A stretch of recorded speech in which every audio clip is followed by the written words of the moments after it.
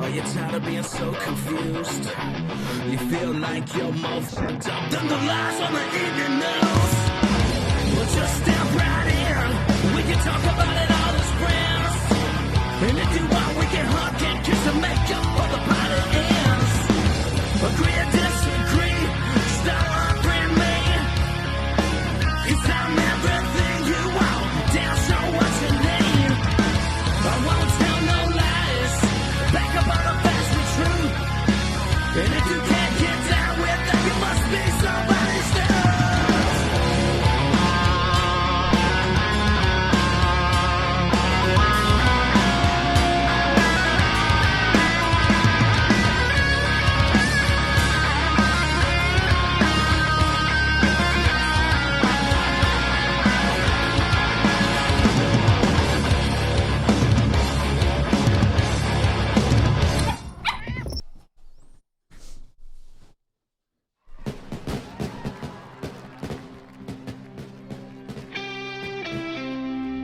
It's Red Friday, RED Friday, which stands for Remember Everyone Deployed. A movement designed to honor veterans and deployed U.S. troops by wearing a red shirt every Friday. As simple as that may be, Red Friday is a great way to back those who serve our country. Go to dumbshow.com and search for Red Friday to get your red on.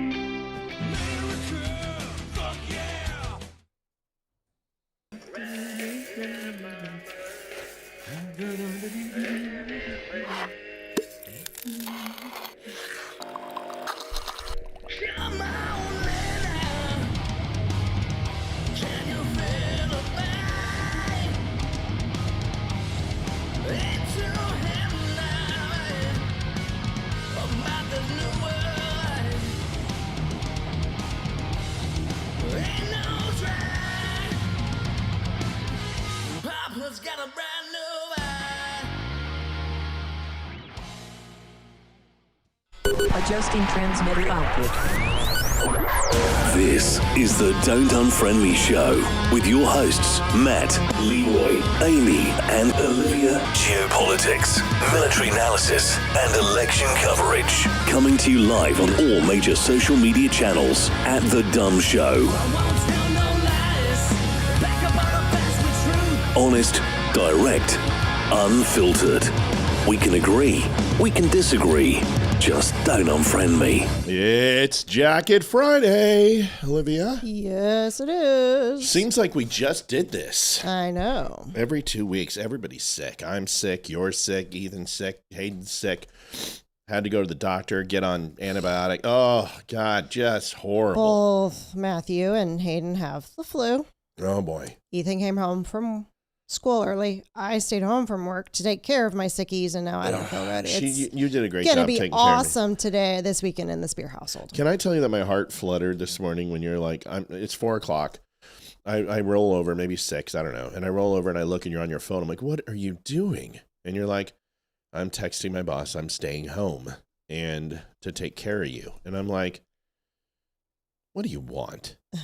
But that was nice. That felt good. Anyway, folks, it's Jacket Friday. $25 in it to win it. Olivia's wearing the jacket tonight. I'm not. I am. And you can pick up one of our older Dumb Show jackets. These are Columbia-made jackets, soft shell jackets, or the new collegiate jacket, or a Sherpa blanket as well. They're back in stock.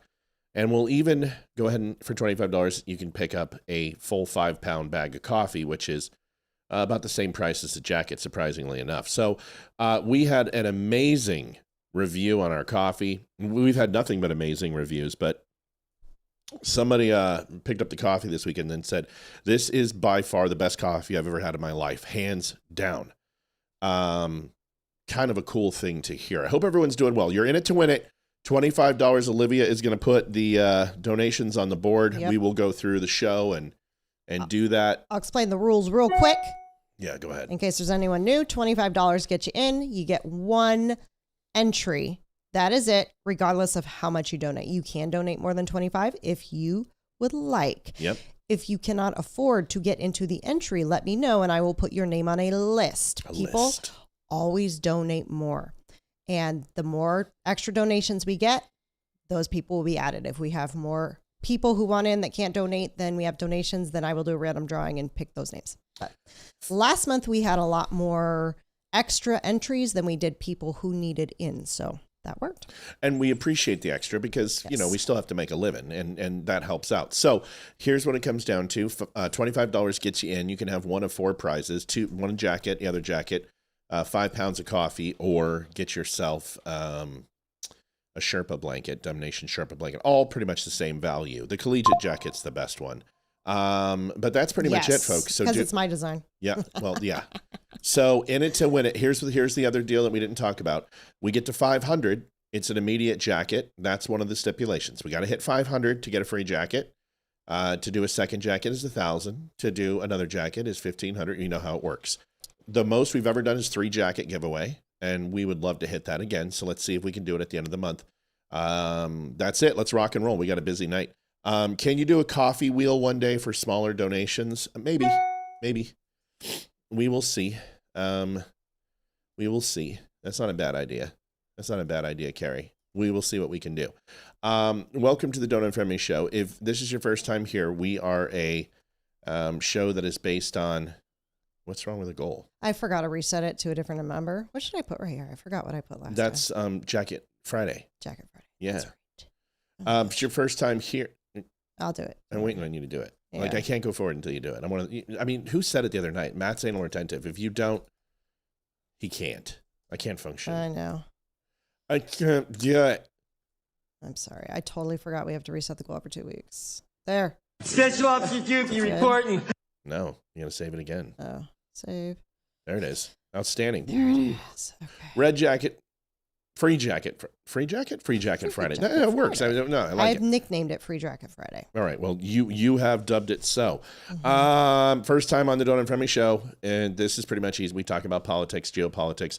There was somebody who said, "Hey, man, that Matt Don't Unfriend Me guy just banned me, and he's a PUSSY."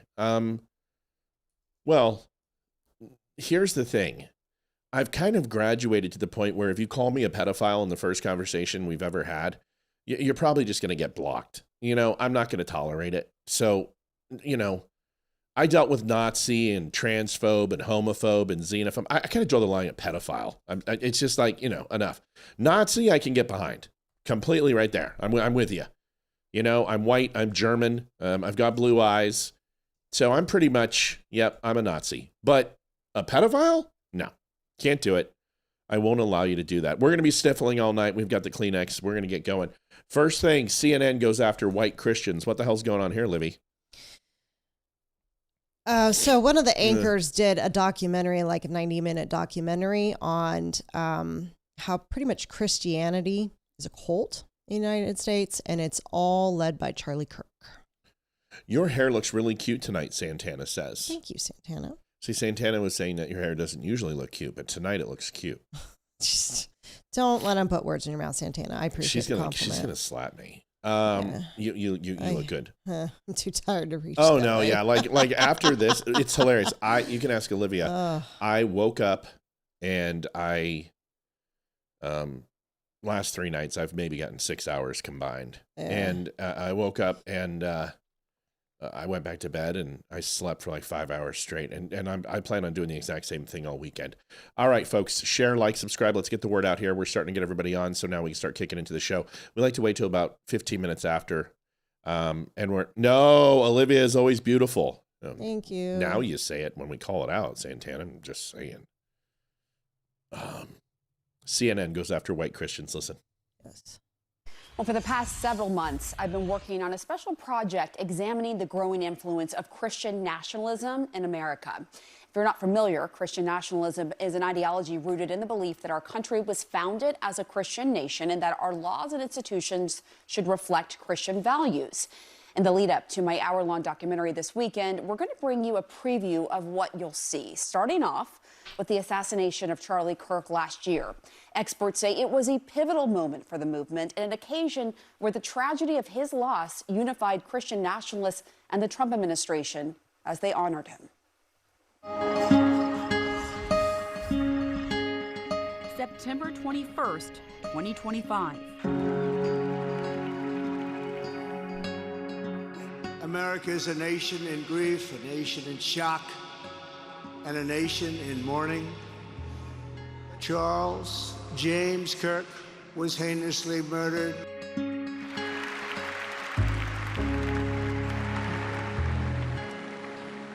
That young man,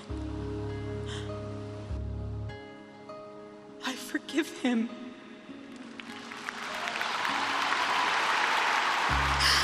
Charlie Kirk, a conservative activist and prominent Christian nationalist, was assassinated. It became a rallying call for those who believed in his message. Our greatest evangelist for American liberty became immortal. And it was a call to action. My charge to all of you, put Christ at the center of your life as he advocated for giving his. Memorial service was one of the most potent examples of this shift in our culture that we're experiencing right now, where a large segment of American Christians are being activated by these ideas, radicalized by these ideas that say that they are the persecuted ones and that they need to stand up for Christians' rights.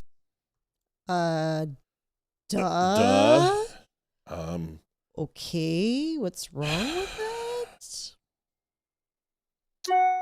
Yeah. Christians throughout history are the most persecuted people on the planet. Full stop. Period.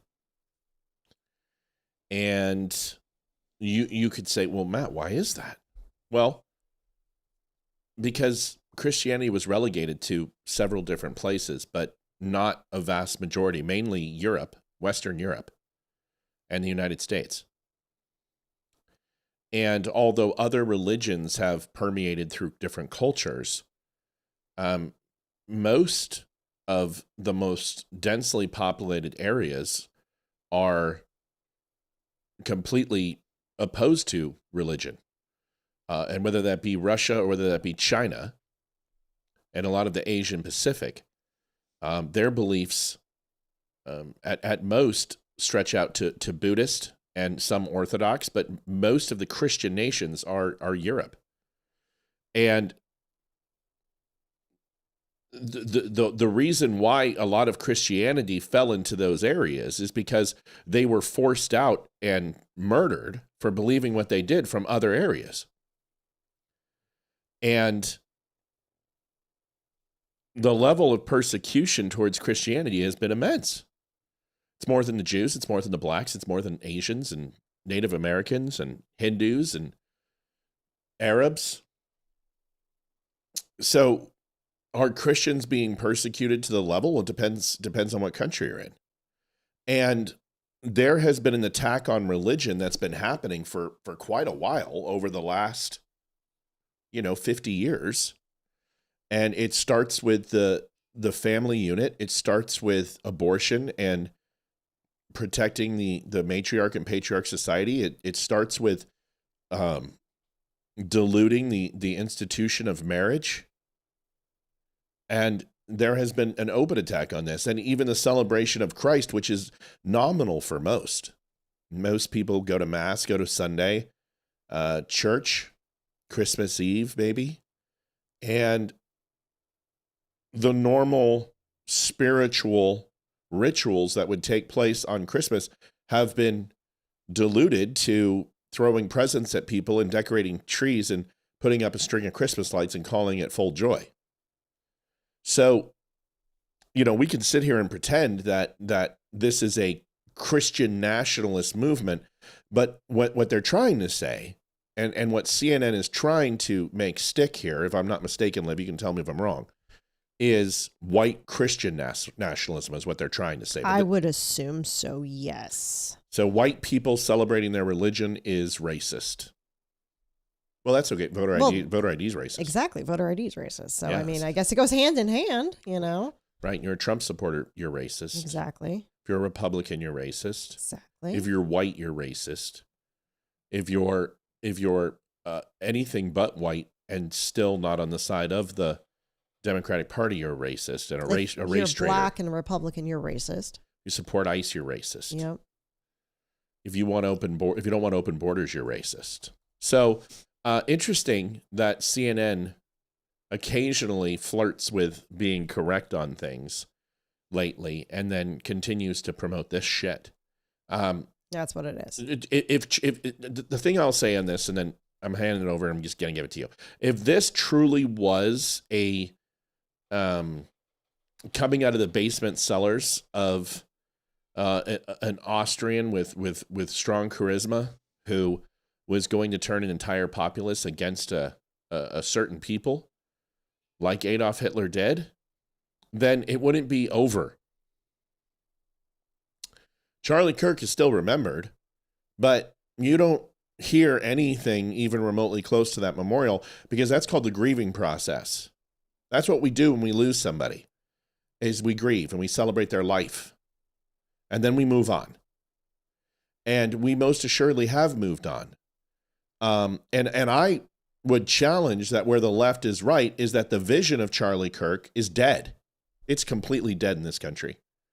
And the people who are finding Christianity, they're going to find his word, which is the word of Jesus. And that's what Charlie lived. So in a way, it's not dead. They're moving through a different avenue. But as far as political commentators and conservatives and people who are supposed to pick up the mic and fill his chair, they have failed miserably. Yes, they have. They have utterly failed. They are a disgrace. Every one of them. All of them. Because they aren't talking about Charlie's message. They're fighting.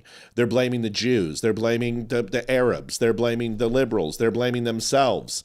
They hate Trump. They're black pillars. Yeah. And people like Dan Bongino or chicks, you got to like shove that thing on there. There we go. Chicks on the right, Chad Prather, Crowder. These are the people who are doing what they can. Even Benny Johnson, as wrong as Benny can be from time to time, and as a clickbait, at least he tries to bring the word of God to his viewers. But there has been an epic failure. So the left might say that there's this giant uprising of white Christian nationalism in this country. That is the farthest thing from the truth. The farthest thing from the truth. Go ahead, Liv. Start putting them in. When you saw it, your thoughts? I was like, wow. Aaron Warshore, I wasn't kidding about the coffee. Best ever. Love you guys. Feel better soon. Thank you. Warshower. Is it Warshower? Is it like Worcestershire sauce? Is it Wash your sister sauce? War shower. I think it's war shower. It's like Bauer, but shower. War shower. War shower. That works. Right. War Must shower. be German, just like our last name. Right? It sounds German. I don't know. What do you think? Might be Polish. Oh. War shower. Welderling. Norwegian, German, or Polish? Let us know. It's war Aaron. shower. She shower. If it was sour, I'd say German. But shower, like, breeds in some Danish to me. Or Norwegian. What is it, Aaron? Is it German? Norwegian? You got to find out now. Yeah, now we're curious. War shower. War shower. I don't know if that's German. Married name, should have kept my maiden name, but you didn't tell us what it is. It's Courtney Dadu. I know that's French. Great work, Matt and Livy. I look forward to every night. Thank you, Courtney. The Dayu.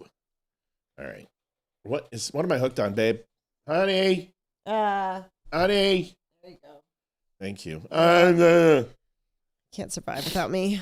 All right, let's rock and roll. Yes. So, did you have anything to say about Christian nationalism? You found it. Why don't you put all these in real quick? Let's get them. We got to get caught up, so folks. We got a ton of donations. We got to hit this. I was like, yeah. I mean, what they're saying is correct, but yet at the same time, how they're saying it is wrong. We're not a cult.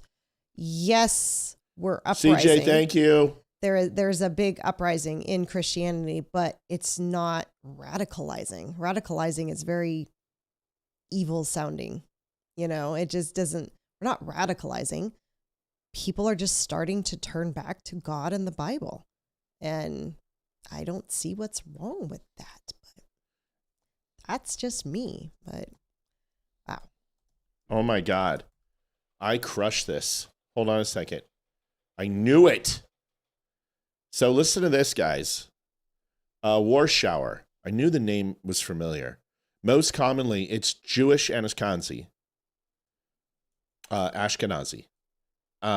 With German and Eastern European roots. However, Warschauer means someone from Warsaw, which is in Poland. The name is toponymic, and it's a surname. It derives from Warsaw, the capital of Warsaw, origination from Poland, which was Warschau, German name for Warsaw. So Warschauer turns in a person from Warsaw.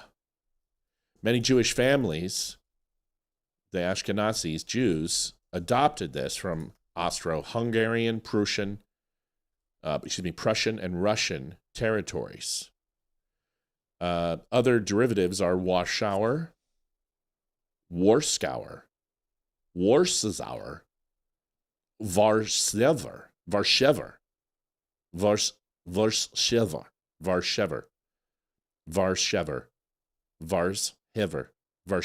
It's Yiddish.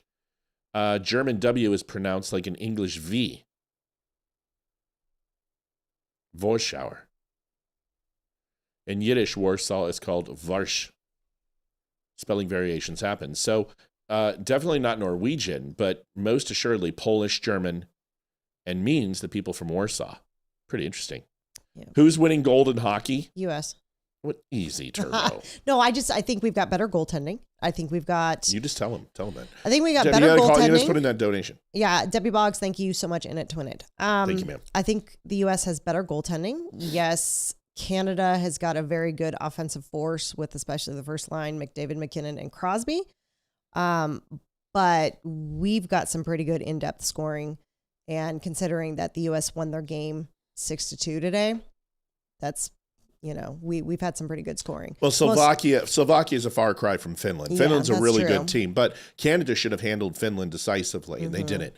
And the harder this series has gone on, the less Canada has played well, and the more that the United States has played well. So the U.S. is playing better with tougher opponents, and can't because they're locking it down. And Canada is still playing good, but they're just kind of staying even with the opponents. It's a toss-up. Honestly, on paper, Canada should throttle the U.S., but I don't know if that happens. I think the U.S. defense is too good. I think our goaltending is far superior. Yes. And then the defensive, we hit harder and we play a dirtier style of game, and the Canadians don't like that. You got the Kachuk brothers, so but the whole team is dirty. I mean, even Austin Matthews is a dirty player. The U.S. have grit. And that's the one thing that wins the situation. Yeah, you can say blah, blah, blah, but we're not, I just told you that Canada's favored to win. So, I mean, you can say blah, blah, blah, but that doesn't mean it's going to happen because you guys said blah, blah, blah to your women winning, and look at what happened there. Yeah. So congratulations on scoring that one goal. That really was your gold medal. That was the only goal scored against the U.S. women the entire tournament. Yeah. Just saying. By the way, there's more than 2 players from the Avs on Team Canada. There's 8. They're not on Team 8 Canada. Total Avs. 8 total Avs went to the Olympics, but Brock Nelson's on the U.S., so it's 7. I think there's 3 on Team Canada: Makar, McKinnon, and Taves. Yeah, Makar, McKinnon, and Taves. Yeah. And then you've got Lehkonen over with Finland. You got Landy with Swedish. Sweden. You got Kiviranta, who was with the Czech team. I thought we had 2 Finnish players. And then you've got Netchis with the Chechenian team, and then you got Brock Nelson with the U.S. team. That's it. Yep. All right. We know our hockey. So who wins? I don't know. It's toss up, honestly. I think both teams are good. It depends whose goaltending shows up. Tamar Bush in it to win it, $25. Let's rock and roll. I just listen. Canada should win this game. If Canada doesn't win this game, it's a massive upset. And the U.S. is like, in my opinion, U.S. wins this game. Hockey's now a U.S. sport. That's it. Can't win a cup. Can't win gold. Can't win women's. Can't win juniors. At this point, you got to be like, you know what? Because the U.S. isn't going to get worse. The U.S. is going to get better. They're constantly growing. I mean, every 3 to 4 years, they take 2% of the National Hockey League becomes U.S. players. And the ratio right now, it used to be like 6-1 for Canada versus America. It's not the way it is anymore. They still have, 57, 58% of the players in the NHL, but 37 to 40% is Americans. So we're not going to get worse. I'll tell you that much. Yeah. Well, we'll see tomorrow. You could say blah, blah, blah. Listen, I would be saying blah, blah, blah if I were you, Mel, because you haven't won anything. I mean, you guys. We're second at medal count. Yeah, you got a silver. I love the cope on the National Canadians page where they said, thanks, Deirdre. Happy Friday. Thank you. You guys are like, silver is just as bright as gold. I'm like, wow, there's a lot of cope there for second place. So, yeah, I mean, cool, blah, blah, blah. That's fine. Here's the thing, is that if the United States loses, you should have won. But if Canada loses, it's a national embarrassment. I mean, you guys elected Carney, so it's not going to get much better for you if we win. But yeah, blah, blah, blah. It's fine. It's cool. I hope you guys are sleeping on it. I really do. I hope you guys come in there and Binnington does what he always does and melts down. And the thing is that Binnington is vulnerable. And we know Binnington's vulnerable. And if you can get to him early and get in his head, which the Tkachuk brothers are going to be in his ass. They are going to be up his ass. They're going to slash him. They're going to hook him. They might get in his crease for a dirty goal. And if that happens, Binnington will just melt down. And he'll put in 5, and it's over. Yeah, it's going to be interesting. Blah, blah, blah. Blah, blah, blah. It should be blah, blah, blah, right? Blah, blah, blah. Yeah. All right, good talk on hockey. Let's move on. Yes. In it to win it, Olivia's still going. $200. Anonymous donated 50, 1 entry for Jim, and 1 from someone who needs it. Feel better, Spears, and enjoy the weekend. Thank you, Anon. Teachers and kids say F ice and play. I'm getting tired of this. This is, should schools reflect adults? I mean, can't we just let them grow up? Can't we? I mean, shouldn't they be worried about going to dances right now? Shouldn't they get in their cars or getting dates or trying not to catch an STD and getting addicted to foreign substances? Isn't this what kids should be focused on? Here's the video. Watch this. You're going to hate this. Watch this. Hi, my name is Rafa. Hi, my name is Ulysses, and we're presenting The Story of Others. The stories of others, intertwining like brothers, trying to change and free from struggles, while at the same time hoping for help under the covers, unrecognized by others. We are all humans, no matter the race. No disgrace, we all deserve a place, and we shouldn't have to pick up our pace because a police officer is in our face or a crazy white lady sprays us with mace. We all are not thugs, and we all deserve hugs, and some of us won't even crush bugs. We're getting deported by ICE, and I can't understand why everyone can't suffice. We have might, so we must fight. Just for our rights, look at the future and set our sights. Fuck ICE. Cooked, our system is cooked. Booked, our president should read a book. Shook, every time we see an officer, we shouldn't be shook. Look, we shouldn't be judged on the way we look. Light shines through the darkest times, no matter the bull. They will not fold if we all uphold the stories of others, intertwining like brothers, trying to change and free from struggles. We can shine as we work together, and who knows, maybe like the phoenix, we will continue to rise. Did he just pull the Heil Hitler? Did I just see him pull that out? I don't know. I didn't see Elon Musk. But let me see. There. It was the middle kid. It was one of his last things. The middle. It was. Nobody pulled Heil Hitler. It looked You're like seeing things. No, keep going. Keep going back. Right there. No, they're doing the Black Power thing, I think. No, it was right after this. The middle dude did it. I don't know. Right there. Or a crazy white lady sprays us with mace. We all. Maybe not. Okay. No. So. No, and like it's like it wasn't bad enough. Wow is all I have to say. I do not say blah blah blah. Ha ha ha. 1, 2, 3. Sorry, go ahead.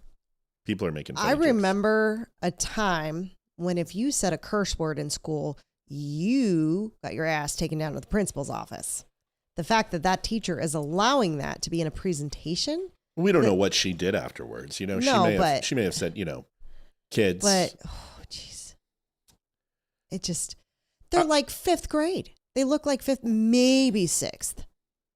That's just completely wrong. Here's my, like, so just to have a conversation about this, I came down from literally just dying. Is that it for In It to Win It so far? So far. Holy shit, folks. We got it. You know, $25 gets us In It to Win a jacket. I don't want to do it all night, but we'll have to talk about it to get it going. $25 gets you in to win a jacket. It's In It to Win It tonight.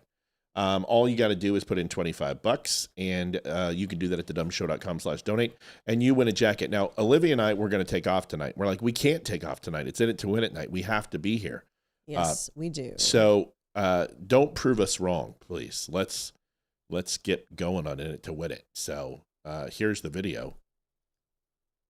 Real simple. $25 is In It to Win It. You can go ahead and choose between a Sherpa blanket. You can go ahead and choose between our Dumb Nation older jacket and the newer jacket that Olivia's wearing, the collegiate jacket. They are amazing. They're beautiful. And one entry per person. Real simple. Monday drawing. Every $500 we put a jacket in, and all entries put you at the end of the year drawing, which is a massive giveaway for a whole bunch of cool stuff. So In It to Win It is open, $25 per donation. Do it now. So let's remember, we got to hit 500 in order to go ahead and do it. Numbers have been shit lately. Are we not sharing? What's going on? I mean, is Facebook throttling? You remember how we were up to like 200 and then now it's just dead? Yeah, they might be. Oh my God. It's like X is 7? What? These can't be right. Well, for some reason, like I said, you can't share the show on X anymore. There's nowhere to share it from. I am so sick of X. So I can't share it anymore when I go onto the page. I don't know how to. Listen, I don't care if kids want to do a presentation and, you know, they want to give their political views and whatever, if they're in a poli-sci class or something. The problem I have is that where's the contradiction to that? Where's the conversation that says, okay, well, we've got, you know, Bobby and Kumar and Laquelle's position here, but let's go ahead and now we're going to listen to Adolf and Sputnik and Goebbels here, and let's listen to the Nazi side of the thing. I'm just kidding, but they should have people who support ICE. And they should bring a kid who's an officer's kid or an ICE officer's kid or Secret Service and explain the other side of this, of why legal immigration is the only type of immigration. And that's the problem. But when you say that this is all about, and we're going to see another video here in a few minutes that talks about, you know, illegal immigrants. We're not talking about legal immigrants. This isn't what we're talking about. We're talking about illegals. There's a very big difference between the two. More troubling stuff in the school. I was talking about Hayden came up, and Olivia comes up to me and she goes, I just want to let you know.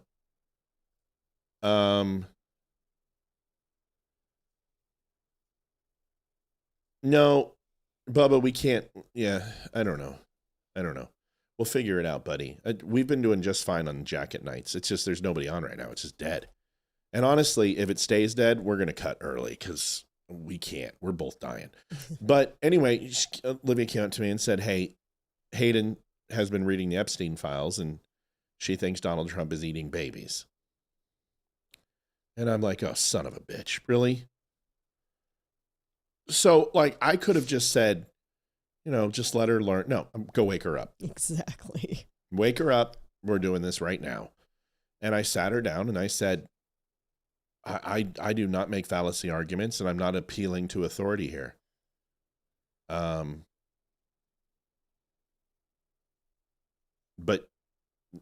this is the one time where you don't get to think what you want. And I've never said those words to you. Is that correct? And she goes, yeah. And I said, and you could tell she was serious because she listened. I'm like, I'm now telling you what to think, and you're going to listen to me. And I walked her down the entire Epstein arrest, his hearings, the backstory. Donald Trump went through and the false accusations, the 2016 phone merger with the FBI database where they could make endless phone calls, and 300,000 phone calls with false tips were put in there to disparage Trump and other people, not just Trump, that there were some to disparage Clinton, there were some to disparage other names. And I walked her through it and explained it to her.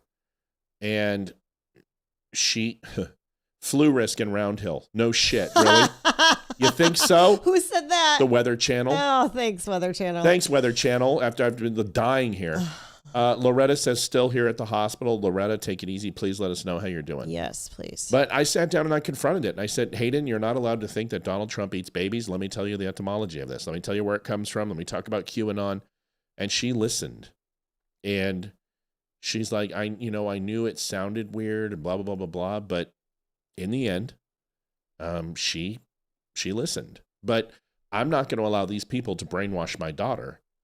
And I can't stand that shit. Like, it's ridiculous. That's where the parents need to come in, is these kids are doing this. It's the parents' jobs to step in and set them straight. Right. But again, a lot of parents don't parent because they want to be friends. Right.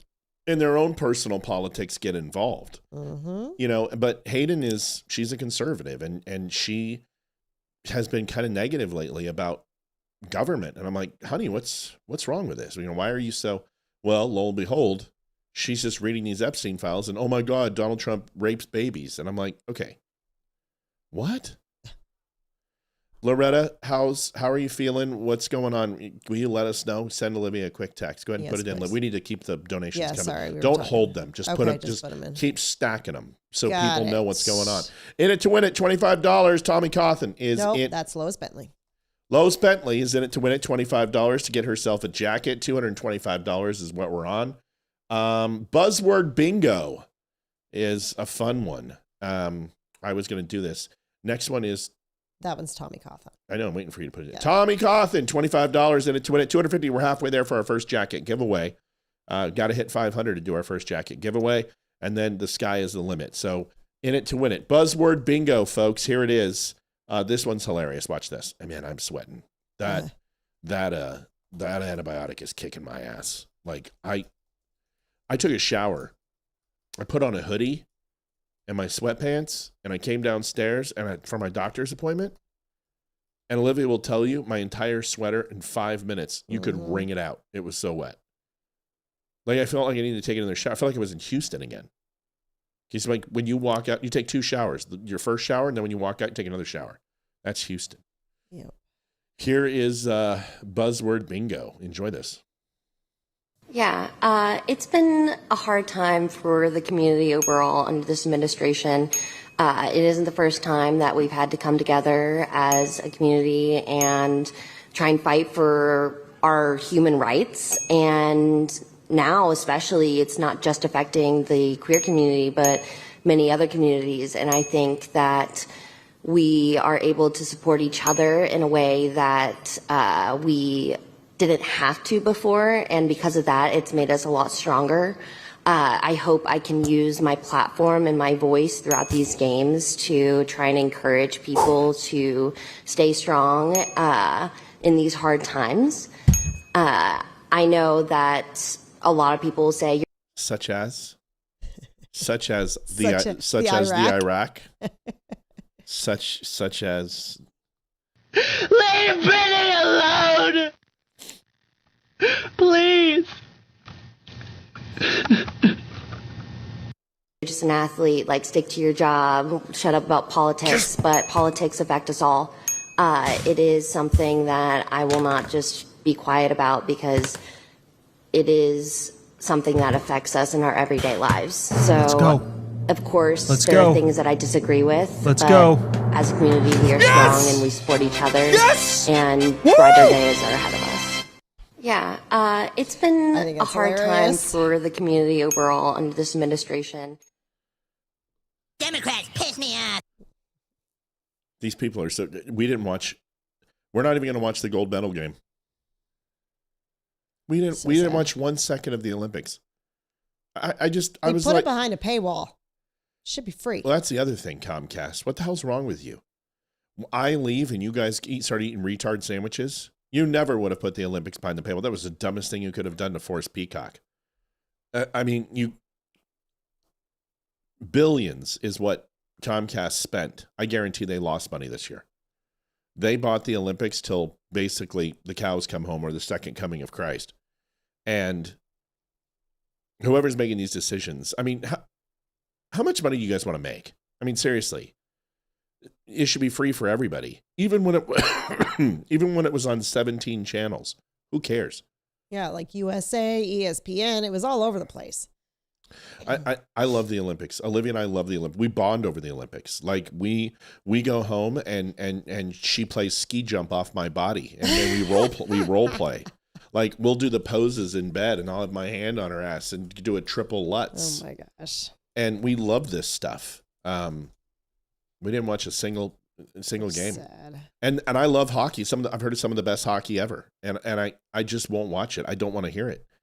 We might watch the gold medal game, but we're going to use a free account to get Peacock and then turn it off and just completely boycott Comcast for the rest of our lives because they do this shit. I mean, how stupid is this? Why? The national games, who's it paid for? By us. Uh-huh. Why should this not be free? Why are you having a gold medal game at 8 o'clock in the morning? What time is it in Milan? Let's find out. It's gonna be 5+, right? I think it's 6 or 7. It might be 7, might be 8. Milan. It's 1:44 a.m. Okay, so it is, and it's 2000, so it's going to be 5 hours. So no, 6. Okay, even 6. So if you play it at 8 o'clock at night, you're going to be playing it here at 2 in the afternoon on a Sunday. That makes sense. Yep. That's a great time. Why are you playing at 8 o'clock in the morning? They probably have a lot of events they have to. It's the gold medal game for the NHL. There's no bigger competition. This is massive. Canada and Melanie US says that USA, CNBC are all streaming it. We'll have to look that up. We'll see about that. You got 332 million Americans. And you got what, 70 million Canadians? You can't tell me that you're not going to pull in 500 million people plus watching this. It's going to be a massive game. I mean, worldwide, people are going to watch. This is massive. The bronze medal game is nothing that's shit either. Bronze medal game is going to be what? Finland and Latvia? I mean, all the Scandinavian countries are going to watch. You know they're going to watch. What's it saying? I'm looking right now. Because if it's on, then I'm good. But the fact is that the buildup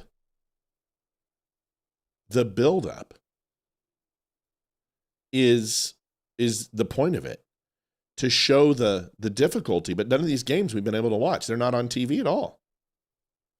It's just stupid. It's just a complete waste of my time. Like, I am a hockey fan. I am a quintessential hockey fan. I've been watching hockey my whole life, and I love it. And whenever it's on, I watch it. And I didn't watch one freaking event. Nope. What do you got? I had to go to guide and look through the whole thing. If Mel says it, then it's true. Yeah, I'm looking. But that still, just playing the gold medal game that's even worse for me. Because they know what they're doing is wrong, and they want the viewership. They know they can't get it through Peacock, so they weigh it. It's on NBC at 6 a.m. in Arizona. That means it's going to be 8 o'clock our time. Huh. Right? 8 or 9 are done. 8. On Sunday? Yeah. Well, we're skipping church this week because I'm going to watch it. We're not going. I'm watching it. Anyway. All right, put that in, honey. We got to keep putting them in. Oh, sorry. All right. I can't find it. So, well, we'll find it. Yeah, we'll have to look. If Mel says it, I believe it. Everyone's saying it. NBC is playing it too. Bobby Richardson donated $26.25. Smiley face emoji. $2.76. Slowest jacket night we've ever had. It is. Slowest jacket night we've ever had. If we make it to 5, I'm going to be shocked. So, In It to Win It is tonight. We are looking at $25 get you in to win one of our jackets, maybe we might have to. This is viewership. There's no doubt. This is viewership. We are getting killed tonight, and it happens once in a while. It's been slow this week. But do you think it could be because the State of the Union's coming up? I don't know. Tonight? No, it's coming up in a couple of days. So Why usually, would that matter? I don't know, because usually in front of elections, like the couple weeks before, they censor it. I don't know. Say it would. Well, we're a political channel, so that would increase our viewership. Okay. Like it's going to get super busy here. Did you get the senator booked? Not yet. Get him booked. Okay. But how is he not booked? I told him yes. You got to get him booked, baby. Okay, I'll reach back out to him. Holy shit! Like, what are you waiting for there, Turbo? Because State of Union's on the 23rd, 24th. Mm-hmm. So you got to get him booked. Yeah, we definitely want him here. Yeah. AOC had some things to say about masculinity. The bartender, here she is. And they are able to radicalize and target and exploit a generation of young boys, in particular, away from healthy masculinity and into an insecure masculinity that requires the domination of others who are poorer, browner, darker, or a different gender than them. And that is why they are resonating online, because they are appealing to the most basest and worst parts of human nature to divide. And they are able to radicalize and target and exploit a generation. All right. Liv. God, she's so stupid. This reminds me of, I don't even know if it was a conversation I was having on Facebook, like I was part of a group or something, but I just remember seeing this somewhere where it was about, I think it was in a mom's group, and it was about breastfeeding and formula feeding, and there was a big debate going on. And some girl, had to be a girl, came in and was like, I have a boy, no boy's going to be sucking on my tits. I'm not going to make him a sexist. He'll never touch my boobs. And I'm like, that's your freaking child. He's not there for sex. He's there to eat. It's the mentality of these people that they think that if a boy breastfeeds, that it's going to turn him into a sexist. I need a tinfoil hat when I watch her now. I have no words. I don't know. Well, you want a tinfoil hat, know. not to keep people from taking your thoughts, but having any of her thoughts leak into yours. Yeah, I'm gonna start talking like her, like the Iraq and like I know. Folks, don't sweat jacket night. It's fine. We know it's tight. It's tight for everybody. It's a tight month for us too. It hasn't been the best month. It's okay. There's the viewership is not. It was great last week. It was off the charts, but we're down. Let's hit the 500. Let's do it. We've got an hour and something to do it, and let's hit it. And we'll go from there. No big deal. Let's rock and roll. We're fine. Masculinity. Everything she said. Listen to it again, because nothing she says. I want you to listen to the words and go through the masculinity checklist and see if any of these words are on masculinity. Listen. And they are able to radicalize and target and exploit a generation of young boys, in particular, away from healthy masculinity and into an insecure masculinity that requires the domination of others who are poorer, browner, darker, or a different gender than them. And that is why they are resonating online, because they are appealing to the most basest and worst parts of human nature to divide. So just so you understand, not one thing she said has anything to do with masculinity. In fact, masculinity is the exact opposite of what she said. When you hear masculinity, what do you think of? Strong, muscles, courage. Yeah. Protection. Independent. Yeah. Leadership. Yeah. Emotional control is probably one of the largest portions of masculinity. Masculinity is not defined as what she said. What she said is supremacy. Yep. So she said good masculinity means that as long as you're not racist, xenophobic, homophobic, transphobic,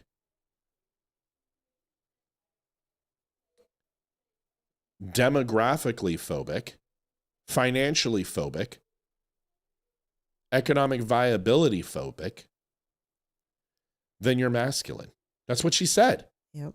Good masculinity means as long as you don't encroach upon anyone else's feelings, you're a good masculine person, when that's exactly the opposite of what masculinity is. Masculinity is outward projection of one's self-worth. Listen to what I just said. Masculinity is outward projection of one's self-worth. Because listen to the words we said: protection, security, mental acuity and strength. Strength, confidence. These are all outward appearances. These are all things that you do and must participate in with somebody else to be recognized. If I put a blindfold on, can I tell if you're strong? No. Well, you'd have to touch a person, but no. You have to have some sort of physical stimuli, Yeah. or visual stimuli, or auditory stimuli. If you hear all of a sudden a person struggling picking up a car and someone goes, hey, that guy just picked up a car, you're like, holy shit, he's strong. But there is no outward projection without masculinity, and masculinity vice versa, to define it. Because it's a demonstration of a person's character. And character is defined by someone who goes through trials and tribulations, which has appealing qualities that impact those around them in a positive way. That's character. Oh, you don't know these definitions. You're using ChatGPT. Are you fucking kidding me? How long have you been watching my show? Who said that? Oh, plenty of people. Oh. You can't possibly know the definition of words. It reminds me of Reality Bites, where he's like, go ahead and define irony. And she's like, irony, it's ironic. And and then they're in an elevator and she's like, oh, that interview sucked. And Ethan Hawke's like, what happened? And he goes, they want to define irony. I mean, who knows the definition of irony? And he's like, it's where the literal meaning is the exact opposite of the given meaning. And she's like, well, where were you when I needed you there? But it's like, there's people out there who actually, not only do they have they're wordsmiths because they understand what the word means. Yep. They care about the word. Yep. Go ahead. I'll say my See, you always do that. It's a nervous habit. You click it and then go ahead. Okay. Call it. Angela Hills. Oops. Apparently I did not get the whole thing. 17 more days till retirement. Oh, well, good for you, Angela. Congratulations. Yes, thank you. So for the party that can't describe what a woman is, that thinks there's 87 different genders, should be allowed to lecture people on masculinity because they don't know what it is. Right. Right. Effeminate males are not it. But how can you define masculinity when you want men to be more effeminate? I'm sorry. You know what my happiest time is online is when people see me wearing the shades and I'm walking slow like Damani. You notice how they don't say anything about Damani because he's black. Yeah. Even the Democrats, nobody will say anything. And I tell them that. I'm like, the only reason why you don't get trolled for you walking around with shades and looking tough is A, you look tough, and you basically trigger white people's fear when they're across the street from you. So they're afraid to say anything. But funny. I do it and they go, oh, tough guy. And I'm like, thanks. Because there's nothing in this video that says I'm tough, but you've applied that to me. So obviously you feel intimidated. Your lack of masculinity is showing, and you're rating me upon my appearance and saying, I'm inept, I'm inadequate. Because if all I have to do is walk with a pair of shades and a hat to define my masculinity, then you obviously are struggling to define your own. Yeah. So I love it when they say that shit. I love those slow videos, man. We make a crap ton of money off those things. And they're stupid as hell. I even said, Damani, I can do a 5-minute video and I can wax intellect and I can teach people everything. But you're telling me that I'm going to have more success with a 13-second video of me walking slow and putting pop music to it? And he's like, yes. And I'm like, that sucks and that's stupid, but it's true. Although the video that we did about the dogs, that thing's crushing. Now that video is doing... Why? Because it's got pictures of a dog in it. And you people know, love animals. what? Can't you just say it's because of me? Son of a... Wank!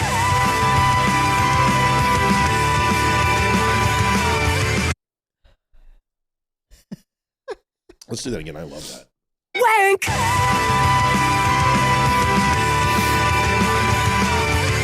Thanks, Mel. Thank you, Mel. $51.99, folks. We're $150 away from a jacket giveaway. We need it tonight. We need it tonight. I got an idea. What? Why don't we cut it off at one jacket tonight, and then why don't we turn on $10 donations for... Now, let's do $15 donations for a 2-pound bag of coffee. That's going to be a little confusing, isn't it? No. You just look at the donations that are $15. Can they enter to win a coffee, too? Or just... I don't know. We'll talk about it. Yeah, I'm like, that's a little confusing. This is interesting. I don't know how to describe this video. When I played it, I had to play it multiple times because the guy's Adam's apple was really throwing me off. It's better when Olivia dances. Get up on the table, baby. I think I've got some music I can put on for you. Oh, we need Yenny. Yenny's better on the pole. Oh, that's the truth. Here is... Just watch. This is weird. Mentioned the Paxton case, and the AGs in many states are very clear about that. They're almost jubilant about being able to use these laws to ban young people from accessing content that could be educational if they are queer. And you're a principal, you have LGBT students in your school, and we also know that they're not receiving sex education for queer kids. We know that prurient interest could be, for many people, the very existence of transgender kids. More and more people are saying there simply are no transgender kids. Mentioned the Paxton case. Liv? And the AGs in many states are... What the hell did he just say? About that he thinks... Did he say he or did he say she? Did he give his pronouns so we can address him properly? No, but as Adam's apple tells me, we're going to say it. He. I do have to say, I really like the outfit. I really like the shirt. I like the way it dresses. Oh, it's not houndstooth, but it is close. You do like the black and white. I do. It's like that's like the pattern of my purse. Right now. I like it. That apparently when you are queer or transgender, you need a different sex ed class. So I guess watching porn is going to do it for you. Well, that was some weird shit. They're all going to the same sex ed class, regardless of you, whatever. It's all the same thing. Oh my gosh. It's all part of the plan. I mean, their plan to brainwash our children. So you're okay. This is a perfect example because we like to bring our kids into this. Ethan and I, we were sitting next to each other and we were at the couch last night and we're watching a show and he was on his phone. Now he had his phone taken away because he was looking at some inappropriate things, which is completely normal for his age. But I don't want him discovering how to be with a woman on some of those channels because that's not... Now, don't get me wrong. There's a time and a place for that. Right, Liv? Yes. But it's not when you're a 12-year-old boy. Anyway, so there's... And I don't think that is the right way to learn how to take care of a woman. Because I think in pornography, it's the degradation of the woman in every film that does not and is not indicative of love. Now, lust is fine. You want to have lust? That's what college is for. Go have lust. I had lust. I had lust in the military. I had lust in college, but I treated women horribly. So I just looked over my son. I said, I see you have your phone back, and it's been gone for a year, and mom has been letting him use his phone more. And I said, are you going anywhere where you shouldn't? And he goes, no, Dad, I'm not. I said, you're not lying to me. You know I'll know. He goes, I'm not. I think I've went on Google a couple of times. And I said, Ethan, I don't care if you look at some of those things, because that's a natural part of growing up.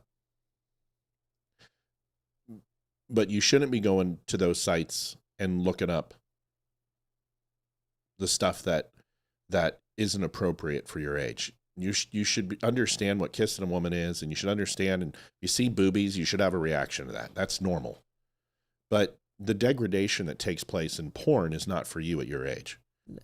Because not only does it teach you a level of disrespect towards women, and trust me, women deserve disrespect sometimes, but not in the holy coven of the bedroom. Unless they like that sort of thing. But once again, we've talked about that there's another time and place for that. Right, Liv? Mm-hmm. So I just looked over at him and said, when I was your age, like every other boy, I had magazines and I had those things. But there was a regard for women that they were, at least in most cases, treated with, and it's very hard when they're nude to say some sort of dignity. But the shit that's online is some pretty seriously out there stuff. And seeing the elegance and the beauty of a woman who's nude is a lot different than seeing some of the shit that's going on online. So I just said, don't betray my trust, and don't do yourself a disservice by consuming that material.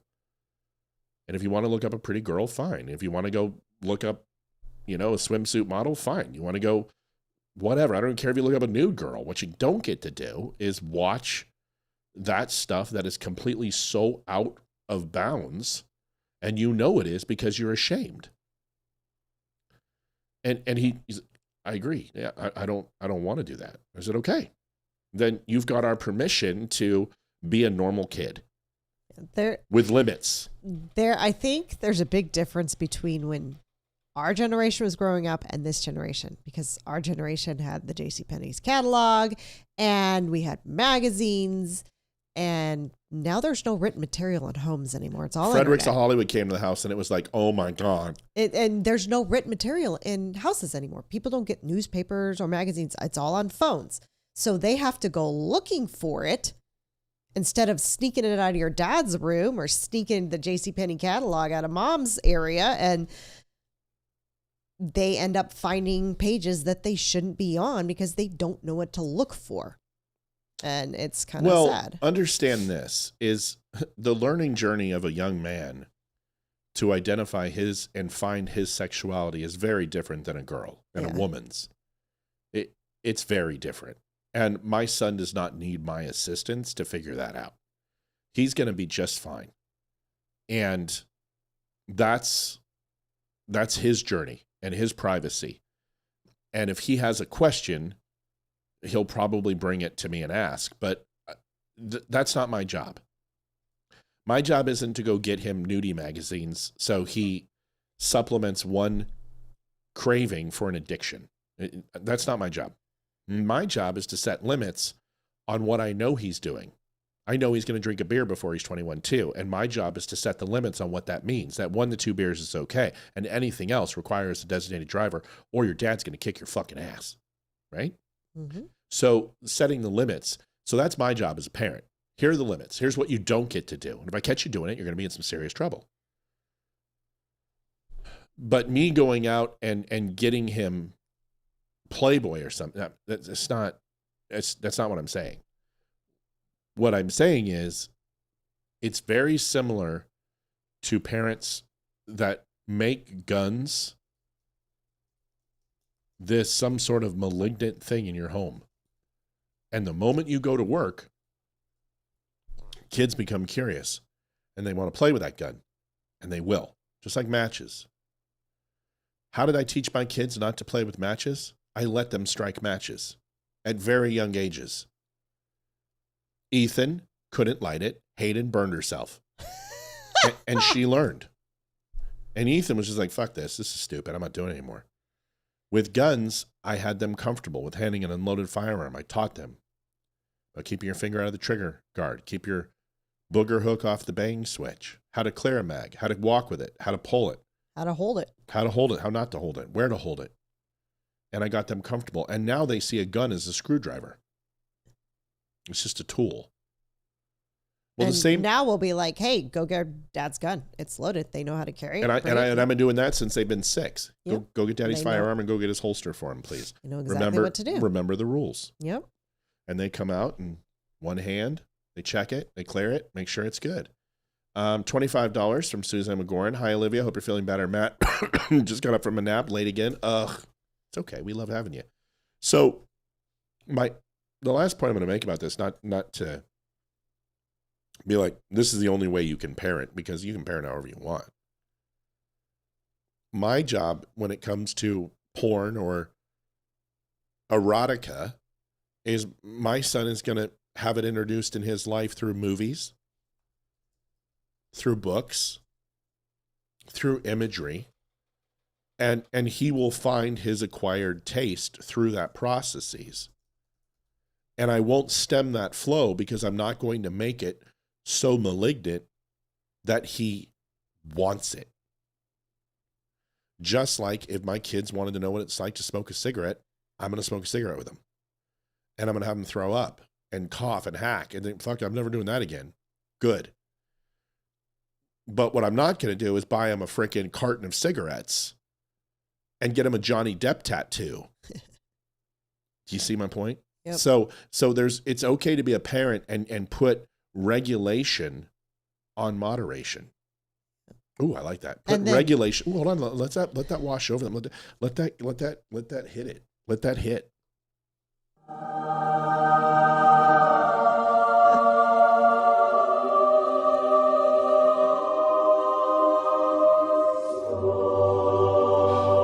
Regulation on moderation. That's good. I like that. Make a t-shirt. Okay, go ahead. I was going to say, and I also taught Ethan how to do his own laundry. I don't have to do it right now. No. That was the one thing. Mom taught kids how to do laundry by 10. No mother should have to sort boys' socks. So he does his own laundry, thank God. I don't have to touch it. See, I just have a very different way of raising children, and it's how I was raised. Go figure. You know, can you imagine if lions and tigers and panda bears said, no, we are not going to follow you, mother. We're going to stray from you. And dead. Little cubs listen to their moms because they want to be big cubs. And you can't be a big cub unless you listen to your mom while you're a little cub, because you get et. Denzel on racism. We're going to show you 3 clips. 3. Because regulation on moderation, it's actually, because moderation already is self-regulation. Yeah. And we're putting regulation on his moderated content and choices. It's a really good way to look at it. Yeah. Moderate, self-moderate, teach them how to self-moderate, and then make sure that there's rules.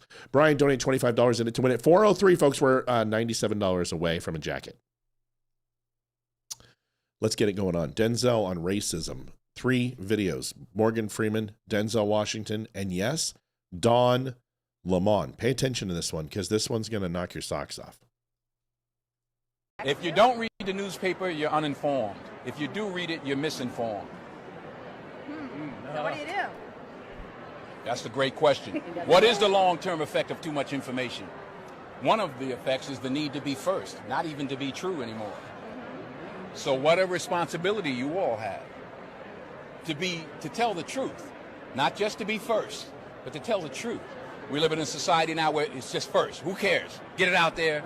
We don't care who it hurts. We don't care who we destroy. We don't care if it's true. Just say it, sell it. Anything you practice, you'll get good at, including BS. If you don't. Wow. I love that. And I've seen it before. When you showed it to me, I was like, well, there's a couple of others. Go ahead. Tommy is in it to win it with $31.40. Thank you, Tommy. It puts us at $434. We're about $60 away from the $500 for a jacket. If you do not know what we're talking about, you're like, what the hell are we talking about? We have a Columbia jacket. It's like $125 value. It's got like 36,000 stitch in it, stitch count. It is an amazing jacket. Olivia's wearing it right now. And you can get this jacket or the Dumb Nation jacket. You enter to win $25 to donate. Dumbshow.com/donate. You get to pick your jacket or Sherpa blanket. And all three are equally cozy and warm.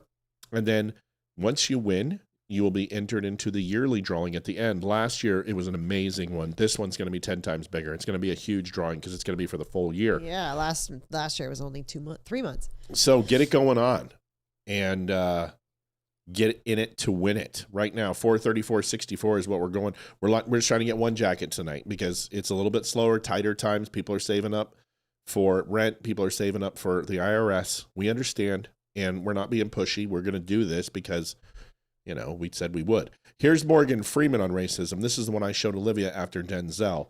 And this one is also equally fantastic. Black History Month you find ridiculous. Why? You're going to relegate my history to a month? Oh, come on. What do you do with yours?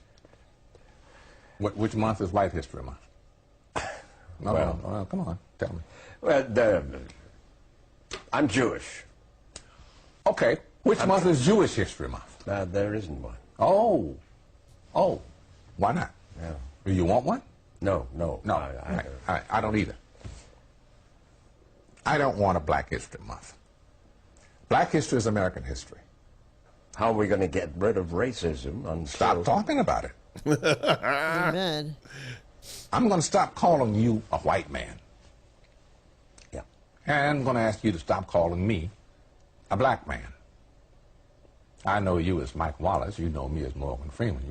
Black History Month. Pretty good. Now, maybe we should listen to them. Oh, yeah. Like, absolutely. I mean, you just don't get better than that. And it's not because they're black, but a white person could say that and they'd be labeled as a racist. But a black person says that it's okay. That's inherently racism in itself. You guys understand that, right? That's racist in itself. But now I'm going to show you Don Lemon, because here I am with Morgan Freeman and Denzel, and I'm like, dude, these are great clips. But there's even a better clip. And it's when Don Lemon wasn't a TDS douchebag. It's when Don Lemon was fairly conservative. And the only reason, like most of these media elite, that they went where they went is because of Trump. That's just the stone cold truth. Here is Don Lemon. Listen, if you haven't seen this, I reference it from time to time. Watch this. It's time now for some tough love on the subject. The reason there is so much violence and chaos in the black precincts is the disintegration of the African American family. He's got a point. In fact, he's got more than a point. Bill? Raised without much structure, young black men often reject education and gravitate towards the street culture, drugs, hustling, gangs. Nobody forces them to do that. Again, it is a personal decision. He is right about that too. But in my estimation, he doesn't go far enough. Because black people, if you really want to fix the problem, here's just 5 things that you should think about doing. Here's number 5. Pull up your pants. This isn't the full clip, and I wanted to make sure that I added some context. Number 1 is the reason why he says pull up your pants is because the low-riding, sagging pants is a sign in prison for the homosexuals to say that they're available for sex. And he goes into it. Now, it's cut out of this one because there's other points that are more pressing on the back half of this, and someone was trying to meet the 3-minute cutoff for a reel. But he goes into that in detail. It's about a 5-minute video. Number 4 now is the N-word. Now number 3, respect where you live. Start small by not dropping trash, littering in your own communities. I've lived in several predominantly white neighborhoods in my life. I rarely, if ever, witness people littering. I live in Harlem now. It's an historically black neighborhood. Every single day I see adults and children dropping their trash on the ground when a garbage can is just feet away. Just being honest here. Number 2, finish school. You want to break the cycle of poverty? Stop telling kids are acting white because they go to school or they speak proper English. Over the course of a career, a college grad will make nearly $1 million more than a high school graduate. That's a lot of money. And number one, and probably the most important, just because you can have a baby, it doesn't mean you should, especially without planning for one or getting married first. More than 72% of children in the African American community are born out of wedlock. That means absent fathers. And the studies show that lack of a male role model is an express train right to prison. And the cycle continues. So please, black folks, pay close attention to the hip-hop and rap culture that glorifies everything I just mentioned, thug and reprehensible behavior, a culture that is making a lot of people rich, just not you. It's time now for some... Woo-wee. Yep. I mean, that was better than Morgan Freeman and Denzel. Yep. Wouldn't it be nice to have him back? It would be. What changed? You know, I was just thinking.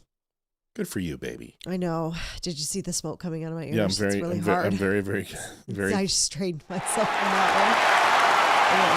one. Anyway, especially right now. No. Enjoy the applause.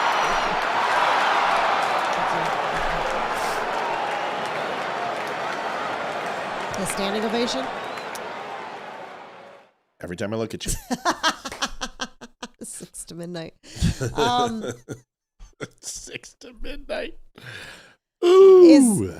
If I want to learn something, I'm going to go to somebody who knows about it. So if I want to learn how to change a tire or the oil in my car, I'm going to go to a mechanic. Yeah. I'm not going to go to... Give a couple more examples. The grocery store. No, give a couple more examples. If I'm going to go, I want to learn how to cut hair, I'm going to go to a hairstylist. That's right. If I want to learn how to put makeup on, I'm going to go to an esthetician. Oh, you even used a big word. I know. What else? Give me another one. How about banking? Yeah, if I'm going to want to learn how to be an accountant, I got to go to school. Go to a Jew. I knew that, you dick. That one crept up on me. Yeah, I don't want you to know that. Anyway, so if I'm going to learn something, I'm going to go to the people who know about this. Yeah. So why are people thinking and being told that they're racist by white people? Isn't that the truth? I mean, shouldn't we listen to the people who are actually black? You've got a lot of black people out there saying, no, this isn't correct. We don't feel this way. I don't know why people feel this way, but they're listening to white people. I don't get it. Well, because those are the masters. Good point. That they haven't changed. They don't wear white hoods anymore. They wear white blouses. They're the same. And the inner cities, blue and pink hair. Yeah. Those people also listen to their masters. Those people are also slaves.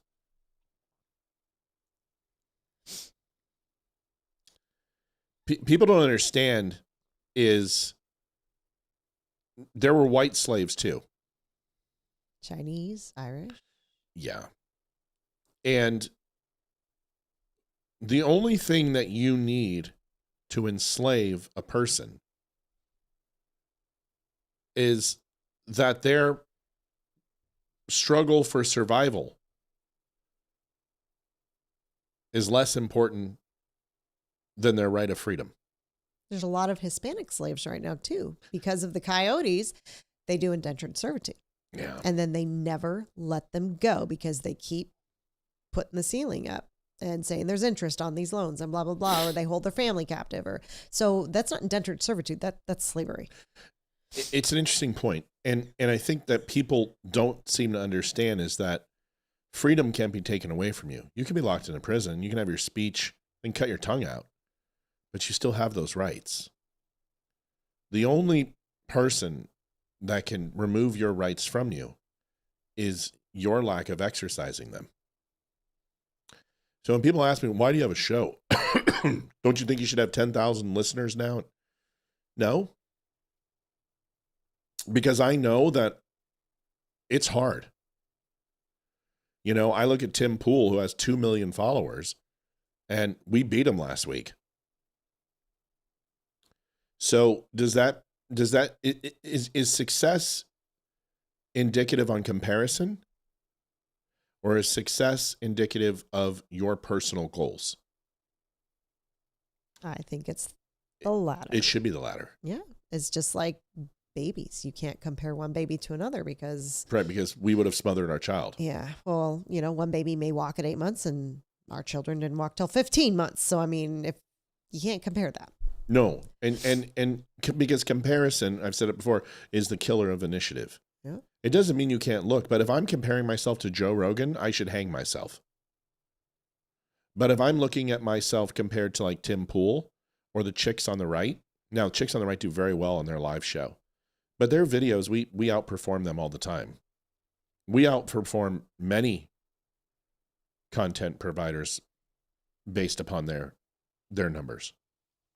So my point is that you don't need to go ahead and use comparison to find out how you're doing. And it's an interesting thing when we talk about those videos, is because the thing you should do is maybe not compare yourself to other people keeping up with the Joneses, but you should compare yourself in history. Ask yourself the question, are you better off than you were 5 years ago? And once you have that barometer to compare to, you can continue to move your goals further down the road, give yourself some more runway to hit them. Where we have problems in a society is that we believe that there's a certain number we must hit where we stop. I hear this from people who are going to go retire. If I just have another $100,000, I can retire.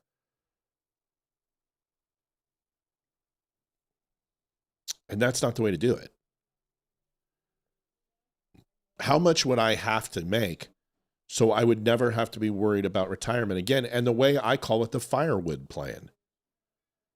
Whenever you're living out in a survival situation, you want to look at your stack of wood that you're supposed to get you through the night, and you want to build it 3 times as large. And then when you think you have enough, go get more. And that is the way you should be at retirement, is the firewood plan. When you think, oh, I need this much, go look at it and make it 3 times as big. Because the one thing about bare necessity is it doesn't account for required abundance. Bare necessity gives you the bare minimum to get by with pain points.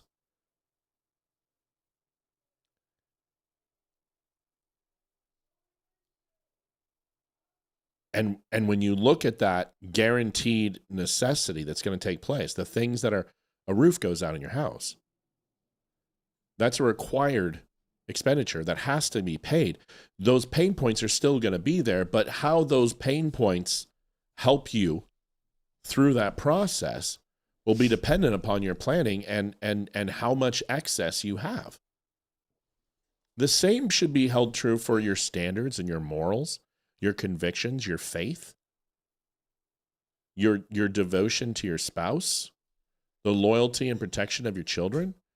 You should look at your stack of wood and make it 3 times bigger. And then when you've made it 3 times bigger, look at it again and go get more. With everything you do.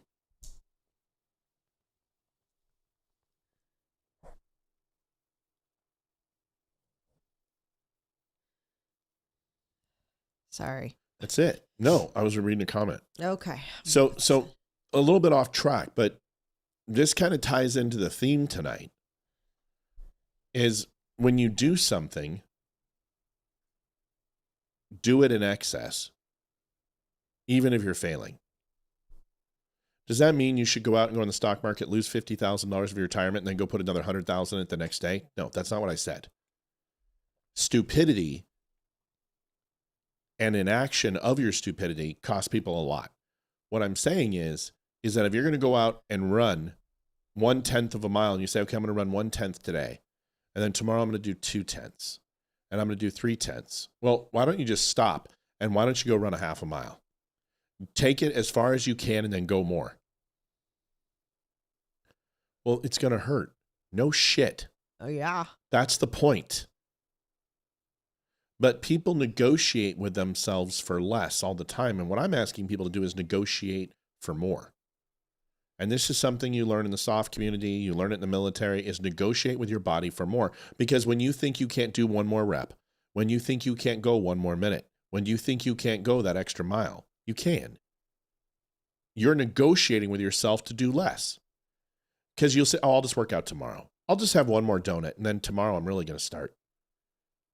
Ooh, a donut sounds good. Shush it. Stay away from it. But that's the point. Or don't. I don't care. I like you. I like you with a little cushion for the pushing. So eat all you want.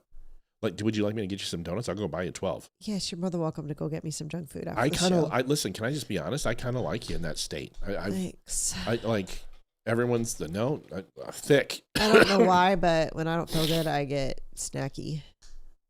I want junk food. Anyway, so just something to think about. Received $25 from Catherine Sinman. I know that's early. Catherine, thank you. It's an early one. Debbie Hensley, $50. One for me and one for Kevin. Because he's cheap. Because he is cheap.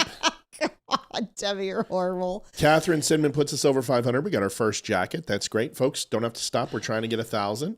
Doesn't mean, you might say, hey, you know what? We're there. Now I just want to help the show out a little bit. You can do that. Folks, please hit that like button if you would not mind. That would mean a great deal. Tim Burchett has a video. Olivia found this. You have to play the other one first. I know that. Okay. I know that. Okay. I know. Okay. You already told me. Okay. Cat Alki, in it to win it. Shouldn't, but I am. Well, hopefully this is your time to win. $25 in it to win it. Puts us at 509.64. Miss Sinman will put us over the top as soon as Olivia gets that in. That's it. That was it. Oh, that's Cat? That was Cat, yeah. The same person? Yes. So weird. Yes. Here is the video. Here is Mitch McConnell. Either that's a married name or a maiden name. Got it. But it's she's not going to be able to vote, so she's... I know. You're screwed, Cat. Yeah, sorry. Cat. Sorry, Cat. You don't get an opinion this time. Mitch McConnell, this is a video from a while ago, but I want you to look at the state of mind. This 83-year-old, is that what he is? 93? No. This guy is deciding to not push forward the SAVE Act and to vote against it. Not that we need his vote. If we got to get past the filibuster either way. But this is the guy that gets to decide this. This archaic fucking dinosaur. Watch. Cooperation and a string of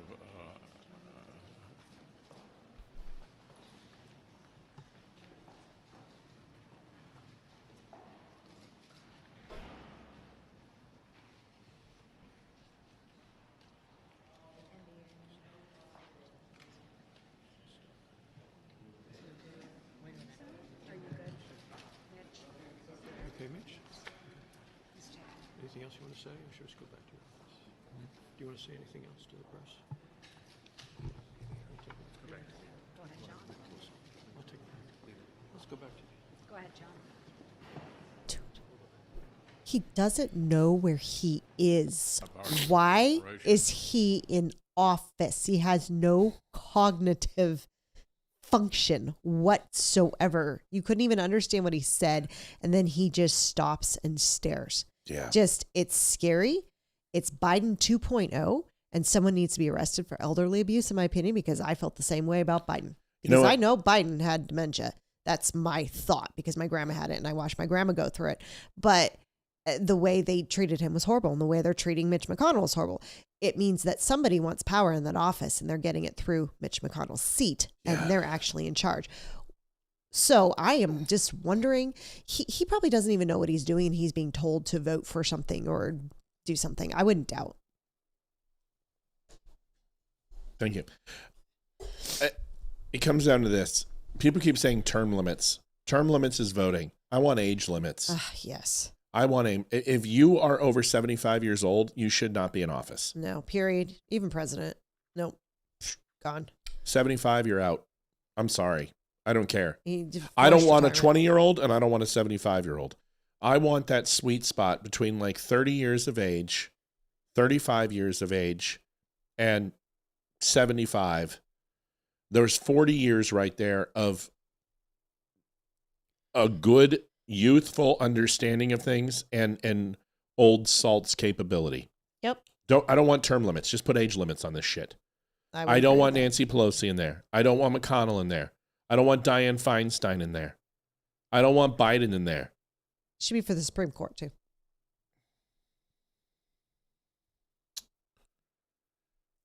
It depends. It depends. Because some very important SCOTUSs have been, 75 plus. But I agree with you. You need to have all of your mental faculties in order. Yeah. To be in office. Yeah. Because of what is at stake when you're in office? What are you running? What are you in charge of? Ribeye. That's funny. We're not talking about steaks. Shit. I checked out for a minute. Hey, you did. What? Anyway, I agree with you. Here is, you guys saw that there was a ruling from SCOTUS tonight and about tariffs. Donald Trump flipped out. I know why he does it. He didn't need to do it. This isn't that big of a deal. It's not that he can't apply tariffs. He just has to do it a different way now.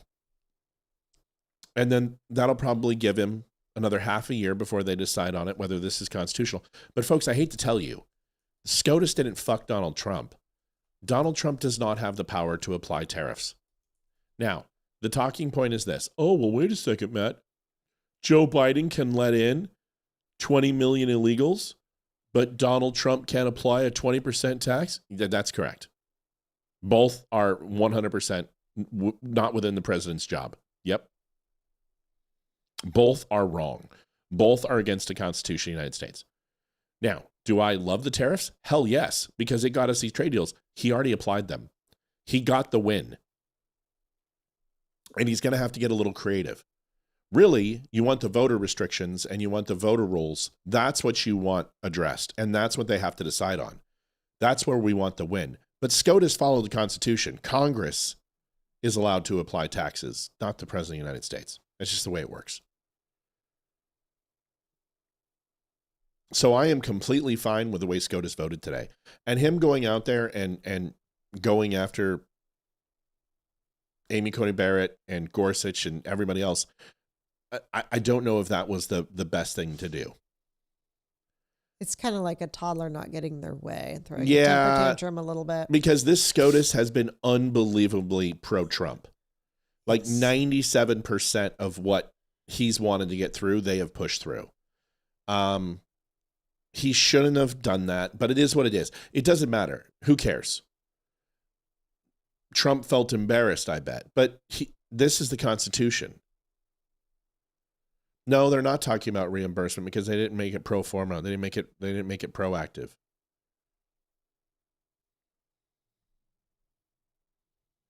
So they're not going to go back and do reimbursement. That's not the way it works. It starts from today.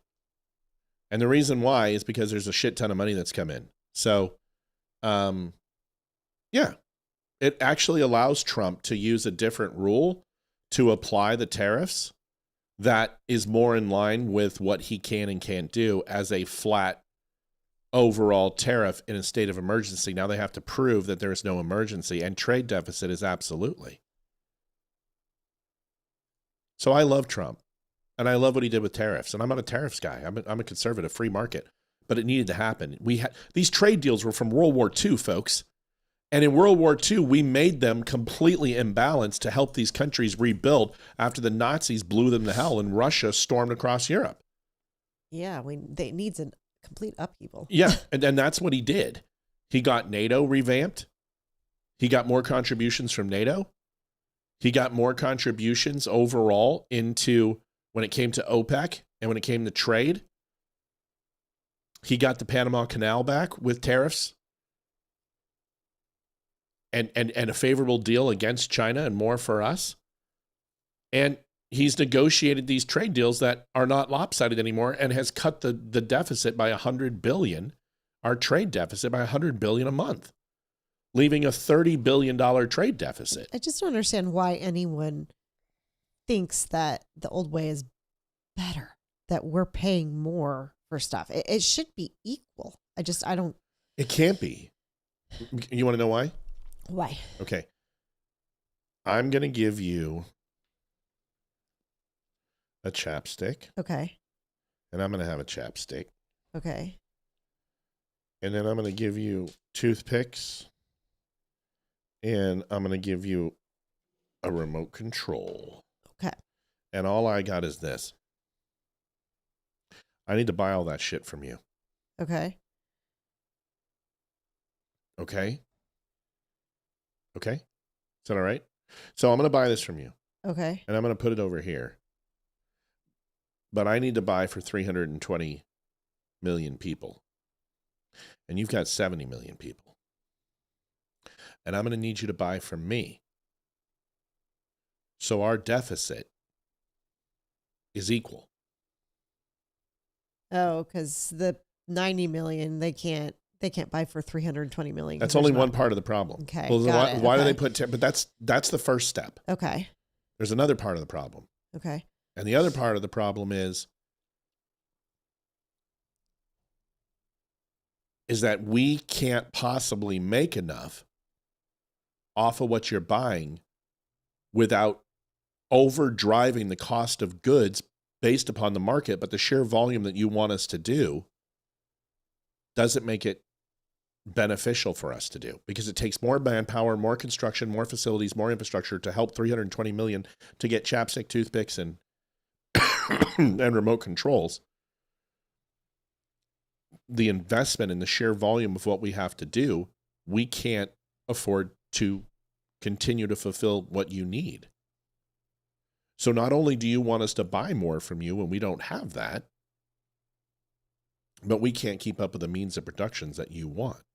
Okay. So we're going to go ahead, as instead of raising the overall margin, we're going to pass it on to the buyer, and we're going to add a 10% flat tax on this that you buy from us. And then you got to buy our stuff at cost and not apply any tariffs to us. Because our sheer purchasing power is very different than every other country. So the decision was made, okay, well, let's go ahead and go over to Hayden and Ethan, who also have chapstick and remotes. Okay. And let's go ahead and buy from them to alleviate the stress from Canada. And that's called disbursement. Okay. So now you go back to Canada and say, Canada, you're still charging me 50, 60 points, 90 points on this stuff, but I'm relieving your stress of buying, and we're closer than we were. So I need you to release these tariffs, because it's 10 years ago since we've done it. And since that 10 years, we now have NAFTA and is gone. And we have USMCA, which has made a more balanced trade for Mexico and Canada. You guys are making money hand over fist from us. Your margins are bigger than ever. We need you to release some of this tax burden on us, because the cost of our goods are going up because of your tariffs. And Canada and other countries go, fuck you. Kleenex. And they say, no, not a fucking chance. In fact, no. And you go, okay, fine. Well, we're gonna put a tariff on your goods. And then you go, fine. Well, we're gonna increase more on you. And this is what's been happening. That trade deficit is not good for the United States. Putting us $150 billion in debt every single month on trade is $1.2 trillion a year towards the deficit just on trade alone. The fact that Donald Trump saved $100 billion a month on trade, he should be getting, people should be kissing his feet. Mm-hmm.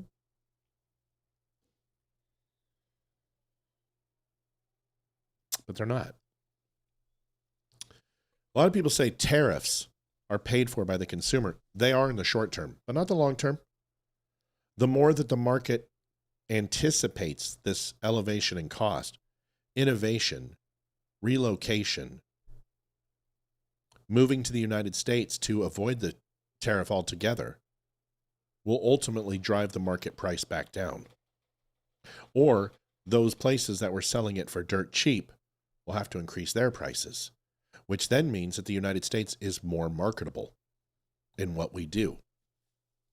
So Trump's pissed off because a lot of this leverage that they're doing is that this stops him from future trade negotiations and renegotiating these deals.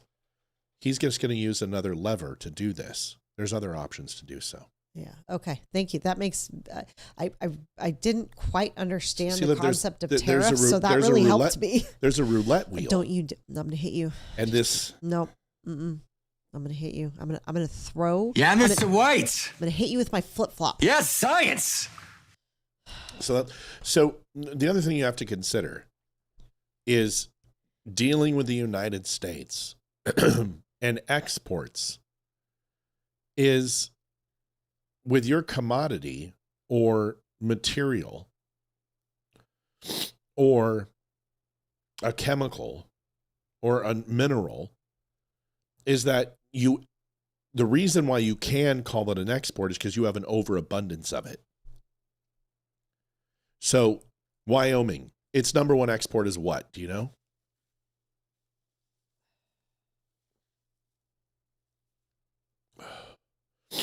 I don't know. Sulfur.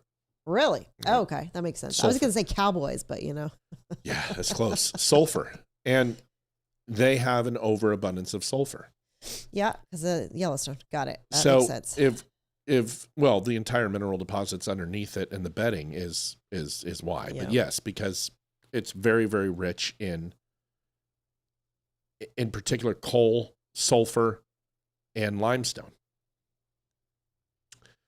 But if the rest of the world, all 49 states says, okay, Wyoming, we need you to go ahead and flood the market with sulfur, and you need to triple, Yes. you need to triple your overall production in order to meet the requirement of the rest of the states. Okay. Sorry, guys. This is live TV, and I don't care, but I'm not going to see you guys have me go through my 70th Kleenex. And we need you to provide sulfur for the entire country, but we need a bulk discount. So we're going to triple our request, but you need to cut us a price break. And Wyoming goes, okay, we did that, but now our production has to go up. We have to do more hiring. We have to do more manufacturing. This actually doesn't help us. And we have to have sulfur too, because we're mining it, not because it's an export, but because we use it too. And you're now depleting and you're going to drive the price up in Wyoming for our sulfur, which is our export, which means that we have to drive prices up for you. So we're going to apply a 25% tariff on all of this to make up for the pricing difference, so we don't elevate the prices in sulfur in the U.S. And then ultimately, it's going to be the seller who has less margin and a little more overhead to either drive the market price up by passing it to the customer, which is never a good idea, or absorbing that into their gross margin. And this is why the trade balance and the ecosystem of imports and exports is so important to the global economy. And Donald Trump is using tariffs to punish these people so they lower their margin, which would overall reduce their profits to a point that the long-term goal is to create more competition and drive the price down with innovation and spread the wealth out to more countries, because the cheaper it is, the more people buy. And if you ask to any manufacturer, they would much rather ship, instead of truckloads, boatloads or train loads. And then after train loads, they want to do boatloads. But they also have to go ahead and make enough money to sustain the level of production that they have to do. So this is what Trump's plan is to create more competition, to have more manufacturers in the United States to avoid the tariff penalty, where that tariff removed puts them in the same profit loss margin as China with their slave labor. Does that make sense? Yes. Yes, it does. Thank you. It actually. That's a long answer to a pretty. But it made sense, and I can understand it a little better. So thank you. And Joanne Townsend, thank you so much. You're in it to win it. Thank you, Joanne, 534. Oh, this one's funny. Judge Napolitano, this is going to help you guys understand what we just talked about and what SCOTUS decided to do with the tariffs. And transparency, I'm not a fan of Judge Napolitano. I think he's a very nice man. He's very smart, but I think his Trump derangement syndrome is pretty shitty. And let's face it, he's not Charles Krauthammer. I tolerated Charles Krauthammer's TDS. I'm not going to tolerate Napolitano's. What just happened? Ethan. He might have just slammed the door. What was that? I don't know. It sounded like he either fell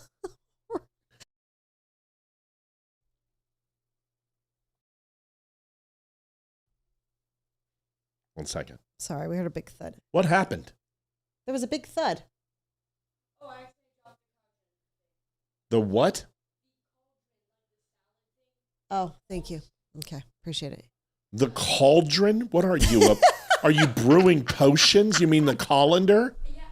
Get out of my face. Don't make me shoot you. The cauldron. I was bubbling boils and using the eye of newt. Get out of here. That's a good point. You're the only one that's... Keep cleaning the kitchen. You can call it whatever the frack out of you all want. 4 of us, you have it the All right, least. so here's Napolitano. This is a really good one. Olivia found this, and she's absolutely right. This is good. Here it is. And joining us now, no one better than Judge Andrew Napolitano, Newsmax senior judicial analyst. Judge, we appreciate your joining us so quickly on set to talk about this monumental decision. Take it away. Well, we thought it would probably go this way just from the, and good morning, guys. Good morning. Nice to pleasure see you, be Judge. with you. I was in another part of the building when this came down, but happy to be part of the team at a moment like this. The oral argument seemed to indicate that President Trump needed the permission of Congress in order to enact tariffs, and that is indeed what the court ruled. Pretty basic. The first authority given to Congress in the Constitution is the power to tax, and it's only given to Congress. And what is a tariff? It's a sales tax. It may be beneficial to the economy, but it's a tax, and taxes can only be imposed by the Congress. Tariffs are as integral to America as going back to Thomas Jefferson, and they've been enacted by presidents, but only with express authority from the Congress. Congress did not give President Trump authority to impose these tariffs. Now, fortunately, this decision is not retroactive. If it had been retroactive, it would have been, as you guys were talking about when I walked into the studio, a monumental task to figure out, well, who paid these things? Yes. Where does the money come from to pay them back, and who gets the money back? Studies have shown that about 92% of the tariffs have been paid by the ultimate consumer, and 8% have been absorbed somewhere along the line between the consumer and the manufacturer. There are many middlemen in there as the products move from foreign countries to the United States. So that's where we stand now. This is politically a tremendous rebuke of the president, which I don't think he expected, particularly at this particular time while he's weighing an attack on Iran. And as the State of the Union is just coming up. And the State of the next week. Union is coming up on Tuesday. There were rumors that there were great divisions in the court, and it was flipping back and forth, 5-4, 4-5, and that's why it took so long for this decision to come out. The rumors were nonsense. It's 6-3. It's a substantial majority, and for better or for worse, it's the law of the land. What does the president do now? You got Republican majorities in both houses of Congress. Ask them for authority to impose tariffs. Novel idea. Novel idea. Well, what do you make of that ruling being so lopsided? 6-3. I don't think people expected that. No, I don't think they did either. But and I know you got Jimmy Rosen, who can talk about the political coming up, my dear friend and longtime colleague from the other network where we worked. He'll talk about the political aspects. But legally, a lot of this is what we call textualism. Just reading the text. Whatever you think of Donald Trump, you may love him. Whatever you think of tariffs, you may think they're great. The text says only Congress can impose. Listen, this is a constitutional this is a constitutional decision. He's absolutely right. It's blatant. It's the first order of Congress's role is to control the purse strings of this country, good or bad. And $37 trillion in debt will tell you that they have done a horrible job. Tariffs are a short-term pain and a long-term gain. Sometimes you need to reset the chicken switch. Sometimes you need to reset the global economy. And the United States has spent 75 years paying a tax on itself that has made other countries more profitable and has put us behind the 8 ball with our imports and our exports. And eventually, that will catch up to anybody. And it certainly has with the United States. We needed to slow down our trade deficit. He's done that. I would still like to see him apply tariffs to China and Canada and other countries as punitive measures. But this one is good enough for now. That puts a 10% for all imports into the United States. And we'll see where it goes from here. But a trade deficit is not good when our deficit is $37 trillion. It's not. No. We need to close that gap as fast as possible. And let's face it, these countries can afford it. These countries can afford it. They're bitching. They're complaining, but they can afford it. Yeah. Yep. Pritzker is automatically demanding it, but it doesn't matter. He won't win that. SCOTUS specifically said this is not retroactive. So it doesn't matter what they say. He must be running for re-election. Well, Pritzker's a fat fuck.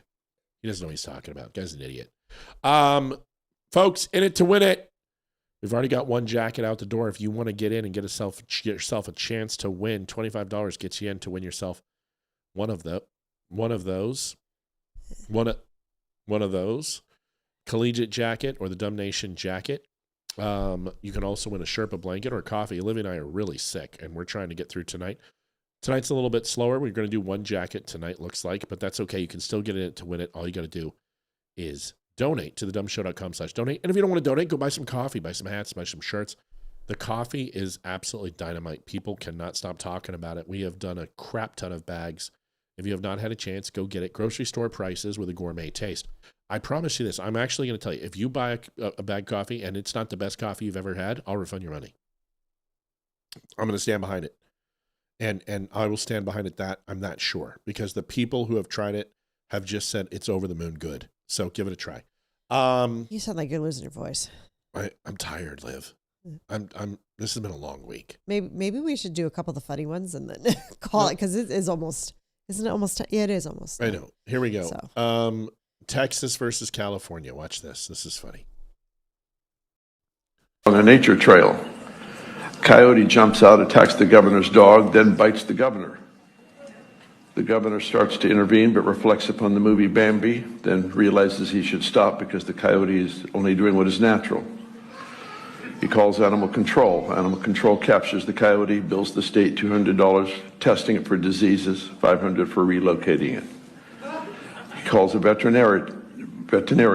The vet collects the dead dog, bills the state $200, testing it for diseases. The governor goes to the hospital, spends $3,500 getting checked for diseases from the coyote, and then getting his bite wound bandaged. The running trail gets shut down for 6 months while Fish and Game conducts a $100,000 survey to make sure the area is now free of dangerous animals.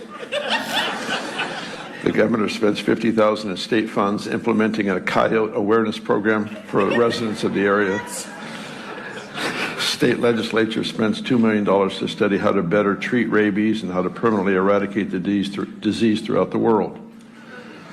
The governor's security agent is fired for not stopping the attack. The state spends $150,000 to hire and train a new agent with additional special training regarding the nature of coyotes. PETA protests the coyotes' relocation, files a $5 million suit against the state. Texas.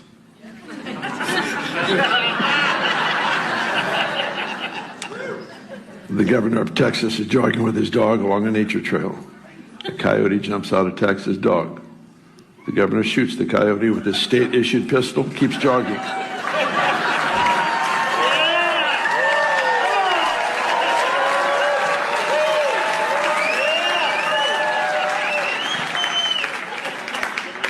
The governor has spent 50 cents on a .45 caliber hollow point cartridge. The buzzards eat the dead coyote. And that, my friends, is why California is broke. Texas is not. That is one of the best. I will be posting that skit right after this. That was glorious. That was glorious. Absolutely glorious. Yes, it was awesome. Jeffrey Oliphant is in it to win it. I was wondering he said choose a worthy participant. He's already won one. Who's a worthy participant? Anyone. Oh, It's well, an extra donation if because he's already won. If anyone has, I've already got only one person's told me, so I actually if have anybody enough for else, 2 more. we have 2 spots left. If you need a jacket and you don't have a donation, we understand times are tough right now. So, has Carrie Spriggs won yet? No. Has she asked? No, she hasn't. Put her in. I know she needs it, so put her in. Okay. And I know Dodie probably needs it too. But if we put her in, I get to call her Dottie from now on. Dottie. Dottie. That's a great thing. It's so Dottie of her. So Dottie of her. They probably don't know what we're talking about. No, we'll show it to them at some point. Oh, yeah. Special needs kid was forced to walk out of school. More of these are coming. Here it is. I just don't understand this. Where's the one? Are you talking about the principal?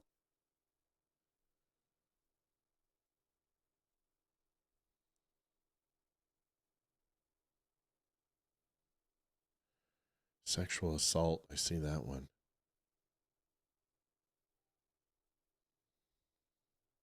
This one. We'll go back to class and we're good. If you stay out here, we will get your names. You will be suspended. Okay? That is your option at this point. Because you are operating outside the bounds of what was granted. That event was canceled. You left school without permission. Your rights do not supersede the school. So if you understand that, that is your option. If you wish to return, Dr. Damiani will let you in that door over there. If not, I will be getting your names. You will be suspended, okay? Those are your options. What are we doing? All right? Your rights do not exceed that of the school. We'll go back to class. So you've got that one. Which is that principal of the year right there. Yeah.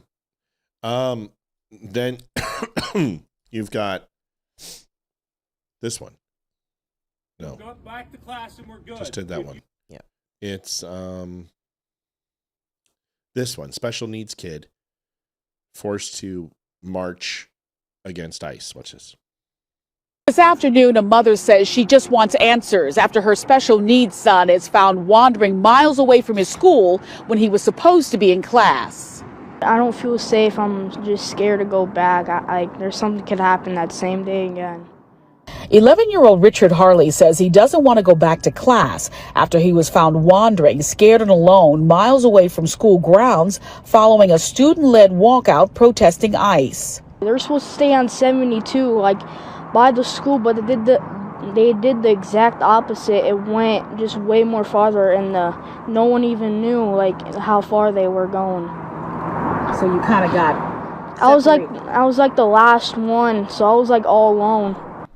The incident happened Tuesday morning at Dundee Middle School in the far northwest suburb where the 6th grader is a student. What's going on? His mother says she was not notified about the walkout, and because her son has special needs and an individualized education program, or IEP, takes issue with him being allowed to leave campus without supervision or parental authorization. Why didn't I get, a notification that he was tardy, or absent for that matter? Why didn't they even bother calling in? Blaisdell says her son didn't understand what the walkout was about and merely went along with the other students when they went outside. She says the protest turned dangerous for Richard when he couldn't keep up with the other kids who were marching along Main Street and Route 72 Higgins Road. All right. So that's where a lawsuit needs to happen right there because sure. An IEP is serious. Yeah. I mean, Ethan had an IEP because he had a little bit of a speech impediment. And so he was in speech therapy from kindergarten through 5th grade. And the speech therapist, the amount of specific emails we had to get with specific updates from his IEP, and we had to have a sit down twice a year, and we had to go through goals. And I mean, it was insane. And this is just for speech. It sounds like this kid's probably autistic and he needs a chaperone at all times. And that is mandated. If it's in the IEP, it must be followed to a T. Ah, that rhymed. Wow, you're a poet. You I didn't know. Apparently I didn't mean to, but it's the fact that whoever is that child's supervisor Because if it's an IP, there is a person assigned to that child. Yep. That person needs to be fired, and the school needs to be sued. Period. So this is the mentality, and folks, we're at 5:59:64. I don't think we're going to hit another jacket tonight, but we are looking to end the month right, and we could definitely use a little bit of help. So if you guys are still looking to donate, you never donated before, we got a lot of people on, and you can help the show out. It doesn't matter if it's $1, $5, $10, $100, whatever. If you want to help out the show, you can do that. And there's no charge for the show. If you're like, well, wait a second, I don't want to pay for this. You don't have to. But if you want to help the Don't Unfriend Me show and you like the show and you like the content, you can help us out by donating. Pick up a shirt, a hat, something like that, coffee, whatever. Go over and take a look. We have a 5-star store. It's one of the highest rated Diamond Transparency Awards for customer service and quality of our product. You'll understand when you buy it. People will tell you. We stand by it. We take care of our customers. And if there's ever a problem, you just let us know. And we do our best to take care of it for you. So go over there and take a look. Here is another... I was going to say one more other thing. No, go ahead, baby. So Mrs. just said like 95% of the kids, he didn't understand it. That's very true. This is middle school. So comparison, Hayden and Ethan, we both got them the Charlie Kirk Freedom hoodie. And they both love it. Hayden will only wear hers around the house. She will not wear it to school. Why? Because it's high school. And high school is political, and she just won't do that and put herself in that position. Ethan wore it the first day, and not one kid knew what it was. So that tells you the difference between high school and middle school. And that kid was 11, which means he's 6th grade. And that was a middle school that did the walkout, which means kids aren't organizing this. This is teachers. And this is brainwashing. Yeah. And they should all be fired. Yeah. Well, they should all be fired. I think you need to go. I think you're on the way out. They should all be fired based upon their performance. Mm-hmm. For 75 years, they've failed. The public school system has been a complete failure. The United States was ranked #1 in pretty much every single STEM category, and now we're horrible. We're right near a third world country in our rankings, and the reason why is the school system has failed. And people are like, oh, it's the unions. Well, then leave the union. Yeah. Then do a strike on the union and break your contracts. You don't have to. You can't be forced to be in the union anymore with a teacher. You don't have to be in the union. Yeah, but they're like, well, I don't have protection and tenure. Well, then you have to do your job, sweetie. Exactly. You're going to have to do your fucking job. If they don't allow prayer in school, they shouldn't allow politics in school unless it's for a specific class like economics or government. Other than that, or poli-sci, it needs to be out of school. We got 2 more videos for you. Kids are broken and brainwashed. If you want to get in it to win it jackets, folks, it's $559.64. $25 gets you in it to win it. Real simple. Send $25. We're going to draw on Monday. We're only going to draw 1 jacket this time. It's a little bit tight right now, but that's okay. $25, you can get yourself a jacket, the Don't Unfriend Me Show jacket, the Dumb Nation jacket, or the Sherpa blanket. Real simple. $25 gets you in. 1 entry per person. Every single person who donates to go into the jacket gets in the end of the year drawing. Last year, we gave away a wooden flag. Why did you do it right in my entry? Oh, I'm sorry. Why do you always do that? I didn't mean to. Just call it out. I'm so sorry. Paul Rivera, one for me and one for someone else. I'm so sorry. Thank you, Paul. It's, it's what you do. No, it's just one of those nights. No, it's what you do. I love you. Everybody knows you do it. It's okay. I wouldn't love you unless you did it. So that's it. End of the year prizes last year. Barry Morgenstein book, a T.S. Dixon book, autographed, shirt, jacket, hat, a whole bunch of crap. So stay with us. $25 gets you into it. 1 more video and then 1 more after this. 12-year-old fights school over hijabs and Muslim prayer beads, and just listen to this kid. Good evening, members of the school board. My name is Leland Saunders, and I'm a 12-year-old resident of Farmersville, Texas. I understand that the outside organization was approved to be on campus. However, I am concerned about the religious material that were handed out to students during the lunch period. The following materials were handed out: hijabs, Qurans, and Sharia law pamphlets. Public schools serve students from many different religious backgrounds, and students who have no religious beliefs at all. Because of that, I believe our schools must remain neutral when it comes to religious promotion during the school day. Even if participation was voluntary, handing out religious texts and items during school hours raises questions about whether that crosses the line from education into religion. That is something many families, including mine, are uncomfortable with. If one religious organization is allowed to distribute materials, would every religious or ideological group be allowed to be given the same opportunity? If so, how will that be managed fairly? If not, how is that even equal treatment? This is not about criticizing any specific religion. This is about maintaining neutrality, fairness, and a religious boundary from education and religion. I respectfully ask the board to clarify the guidelines regarding outside groups and religious materials, and to ensure that policies are applied consistently moving forward. Thank you for your time. He sounded like he had a cold, but good for that kid. Yeah, no shit, I'm with him. Good for him. Can I just say something? Yeah.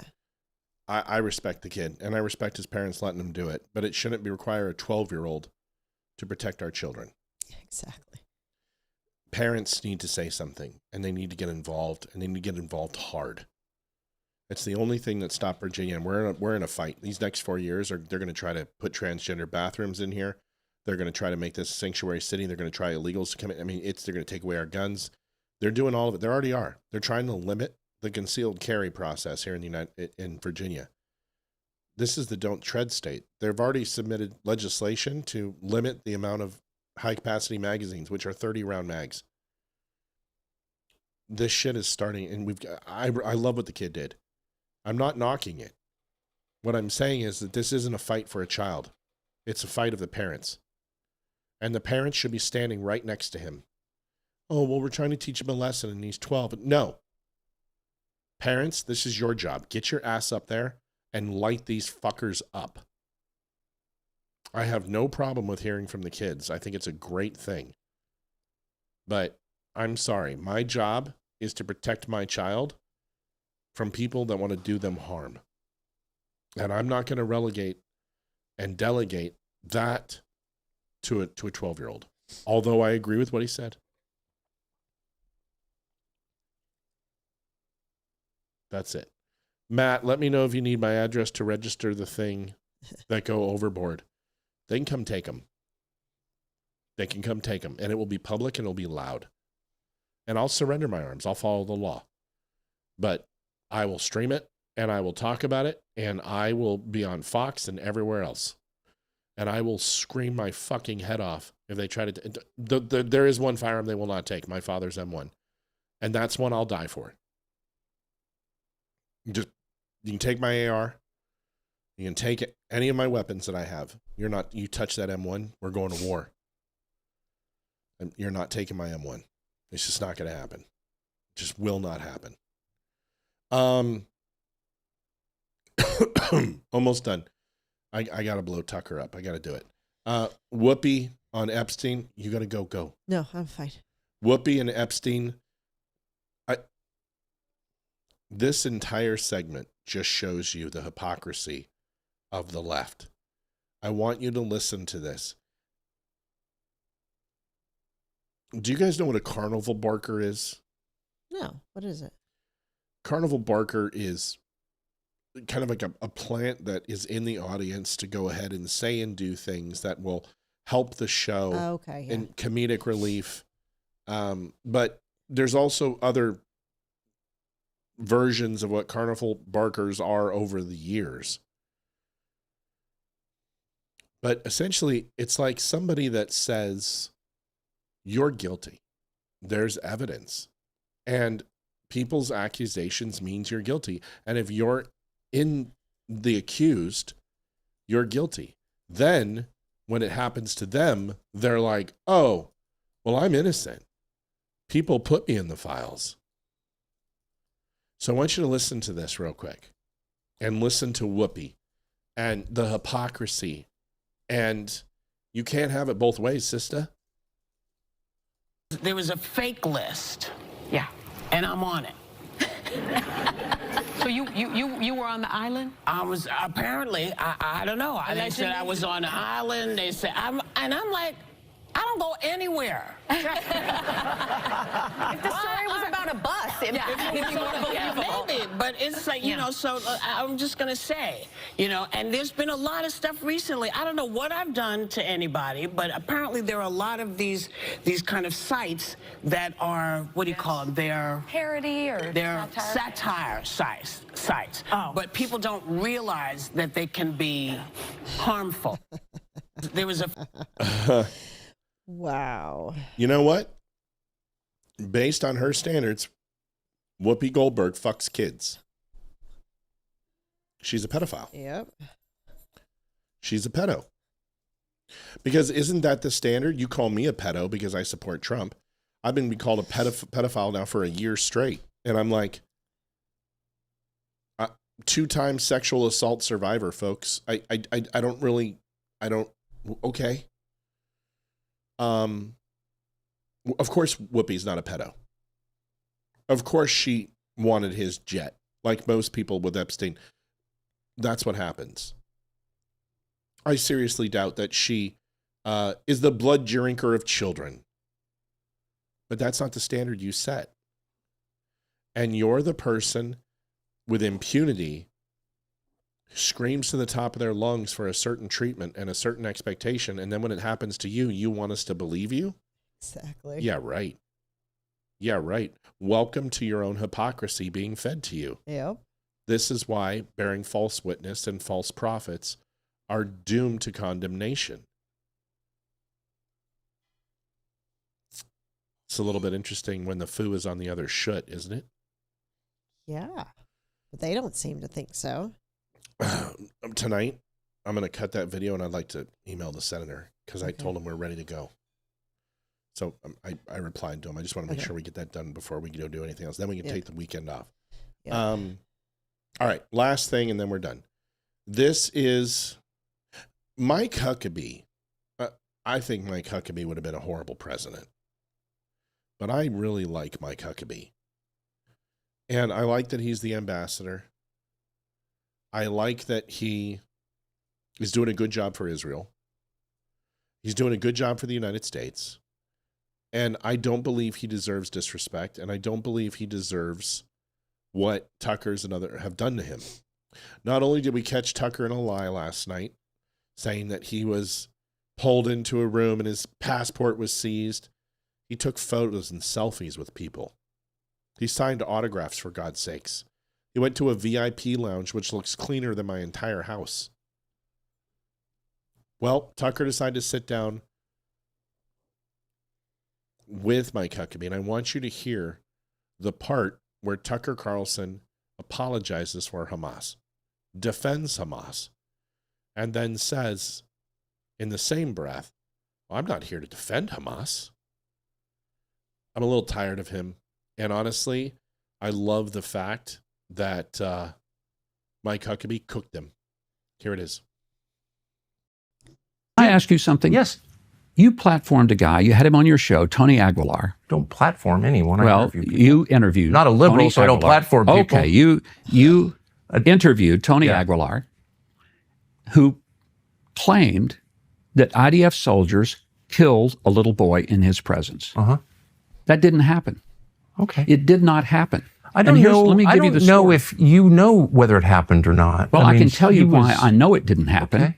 Because we found that little boy less than a week later. All right. I was involved, heavily involved, in helping to extricate him from Gaza. 4 different countries were involved in getting he and his mother to safety, get them out of there. Tony Aguilar is a liar. Okay. Tony Aguilar claimed that he saw an IDF soldier shoot the little boy. He was fired from the GHF for cause, and he begged for his job back, and they wouldn't give it back because they didn't want him. And he told them that if they didn't give his job back, that he would burn them down. Okay. So he goes out. No, let me finish this because it's important for you to understand. Right. So this... He's such a coward. Yeah, he is. He's... The placating. Yeah. Okay. All he has to do is just say, you know what? In retrospect, probably wasn't the guest we should have had on, but he takes no accountability for who he is. Yeah, because he's not a liberal. He doesn't platform people. Right. It gets worse. Guy then goes out and makes up this story that he witnessed IDF soldiers shooting a little boy. I don't know that he made it up. He seemed to believe it to me. It's possible he's wrong. I've been wrong many times. Well, this is a little bit more than just missing a fact. He claimed to be an eyewitness to the murder of a little boy. Yeah, it's kind of hard to be wrong about literally seeing a child murdered. Okay. A little boy that a week later we found. And you're sure it's the same little boy? We're absolutely certain. How do you know that? Because we have pictures of him. We had descriptions of him. We know his name. In the same interview, Tucker Carlson said, we need to establish blood libel. We need to establish by giving DNA tests to the people in Israel because of their right to their land is in their heritage based upon the prophecy. And in the Bible, it is written that the Jewish people, not the European Jews, but the actual Jews in the days of ancient Judea, and their bloodline is tied to that, they should take DNA tests to prove it. Who the fuck does he think he is? And he's like, well, you shouldn't tie people's overall ownership to a land and the sovereignty of the land based upon their theocratic beliefs or their overall theology.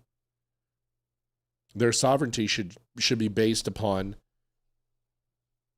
their individual established nation.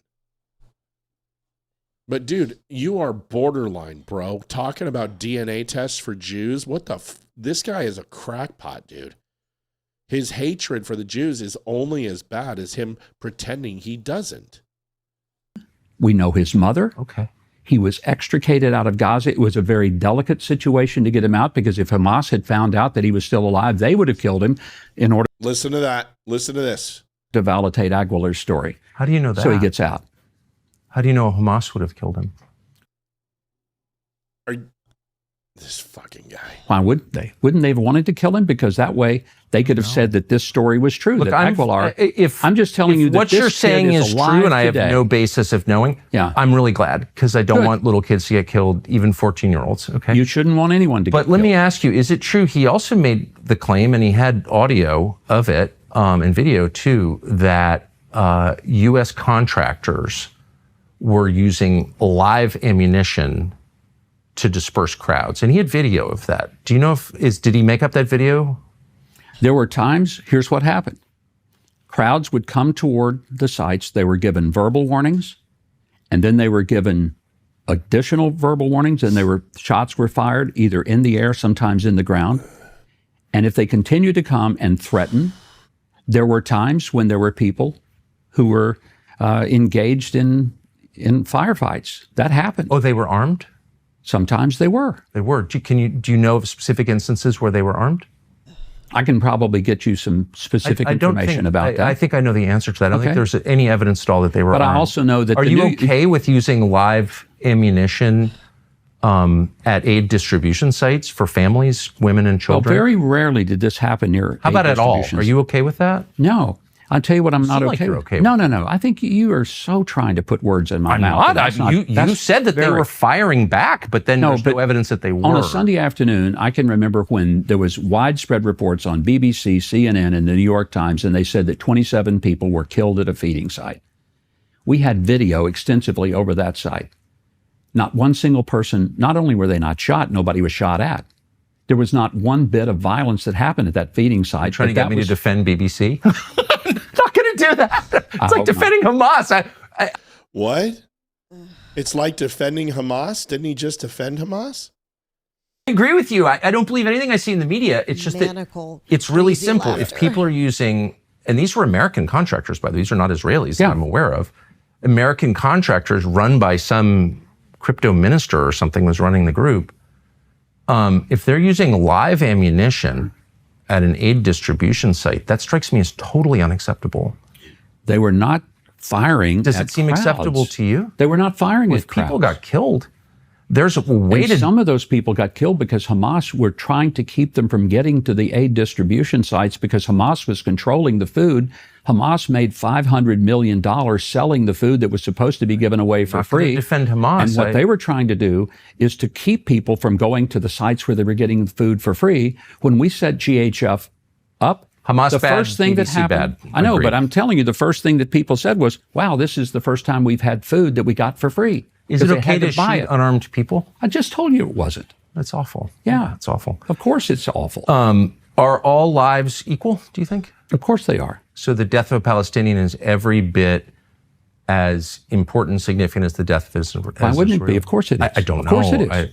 There's no such thing as a human soul that God made that is less valuable than another. I'm pro-life. Me too. So I believe that every life has intrinsic worth and value. There's no such thing as a worthless or a completely disposable life. That's Right. what makes me pro-life, Tucker. I totally agree. And I believe that from the conception until the end of natural life. That's why I would never say when confronted with the death of children, war is terrible, because it minimizes the deaths of those children. It's awful. And I don't think it minimizes. I think it is War is- outrageous. It's a terrible thing.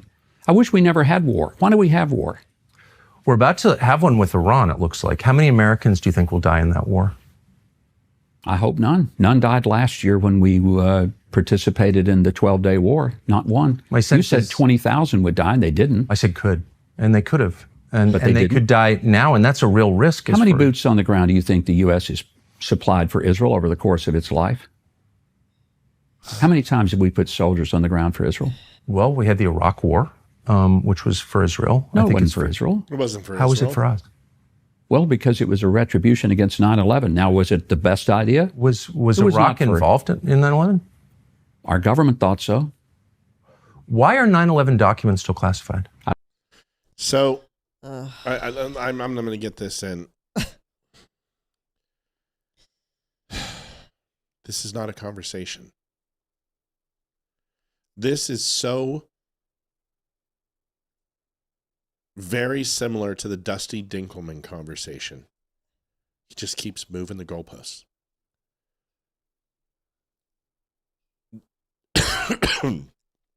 There's something called actuality. Inevitable actuality. That on a long enough timeline, no matter how much time and space between passes by, anything is probable. Does that make sense? Yes. Anything. Yep. Tucker Carlson, Cenk Uygur, Dusty Dinkelman live in that space. Almost to the point when sound ends and silence begins. Living between the raindrops, so to speak. Do you understand what I mean when I say sound ends and silence begins? Are they the same thing? Is sound ending the same as silence beginning? Yeah. No, it's not. No? Okay. No, it's not. Okay. Because it's the same.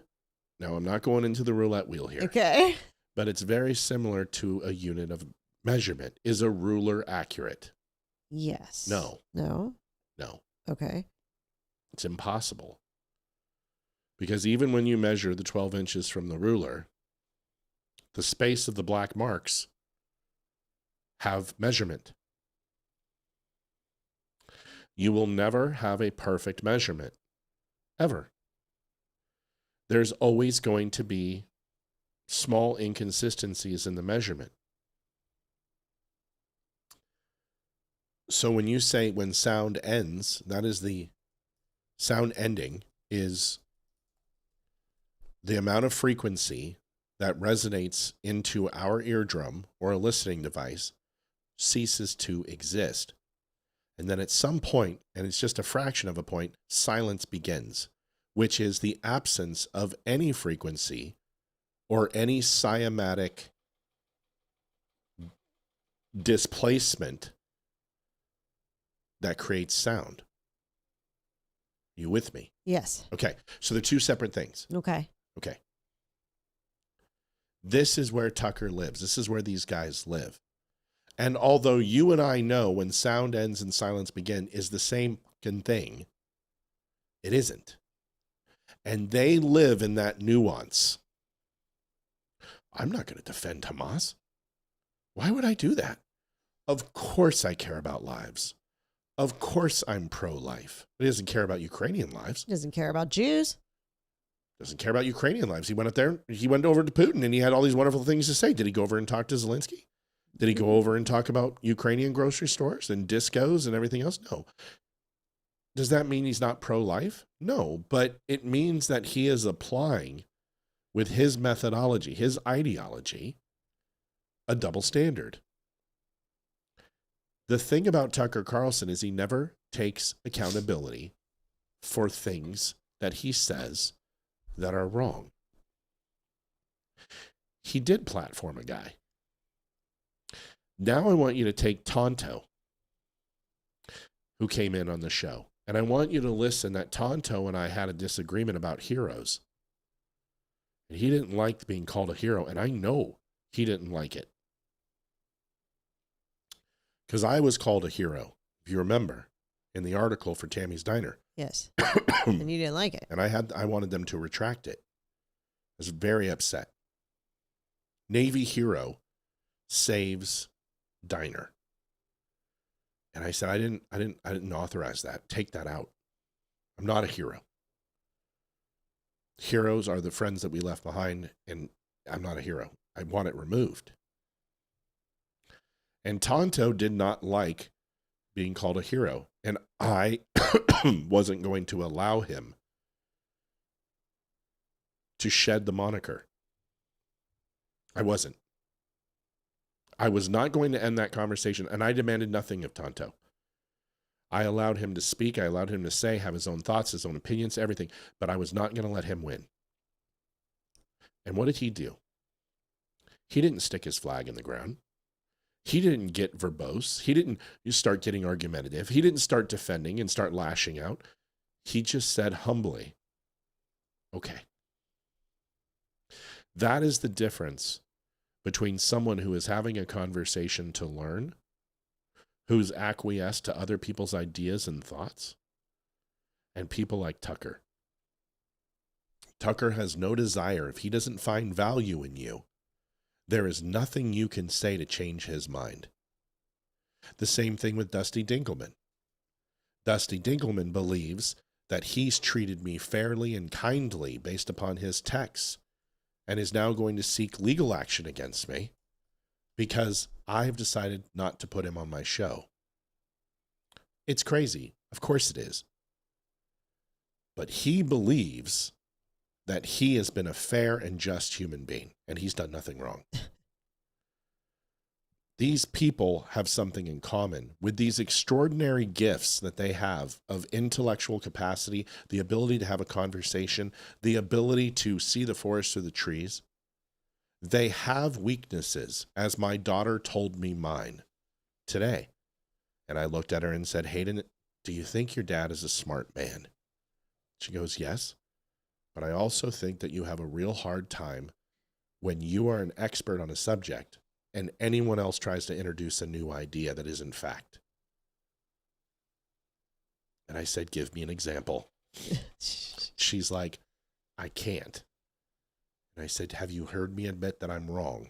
She goes, all the time. I said, your argument is invalid. I was able to agree with her, but also show what portion I agreed with. Tucker can't do that. If he doesn't find value in you, he is going to try to belittle you, destroy you, and mock you. And if he doesn't win, he will simply change the topic, make false equivalencies and fallacies. I want you guys to watch for people like this. And it's not that Tucker is evil. It's that Tucker is not fair. I would never interview. I would never go on the Tucker Carlson show. You couldn't pay me $1 million to go on that show. I'd go on Joe Rogan because Joe allows the merit of the conversation to be weighed. Tucker Carlson alters the conversation and shuts it down when he's not winning, and will result to personal attacks and changing the argument for his benefit. I showed you to it tonight. Mike Huckabee destroyed him. That was an embarrassment. Tucker got cooked. Just something to think about. Your thoughts on that? I know it went long, and I know we got to go. Tucker, with every video we watch, he reminds me of a petulant child. And he reminds me very much of a child that I have watched in the past. A 4-year-old child that is very, very smart, very manipulative. And when this child wants something, they're going to do anything in their power to get it. So say they want a treat, and they happen to see a candy bar from Halloween in said treat basket. But they can't have that, and they know that. So, no, you cannot have said candy bar. But Mama lets me have one. Well, Mama's not here right now. You can't have it. But Daddy lets me have one. Daddy's not here right now. You may not have one. But Billy Bob from class had one for snack today. Nope, you can't. And they will go through the list of, but grandma and grandpa and auntie and uncle and so-and-so and so-and-so and so-and-so and so-and-so until they get what they want. But unfortunately, they just don't realize that Miss Olivia is more stubborn than they are. So they're not going to get it out of me. But that's what he reminds me of. It's just, he's going to get his way one way or another, and he's going to do it by acting like a child and throwing a tantrum, because that's what he's doing. Yeah. He really is. I'll tell you this. If I change my thoughts, I would go on Tucker Carlson's show. But we would have to establish the rules of the conversation. Ground rules. And the ground rules are this. We don't move on from a topic until we both agree. Did you guys notice that Tonto and I agreed on the rules before?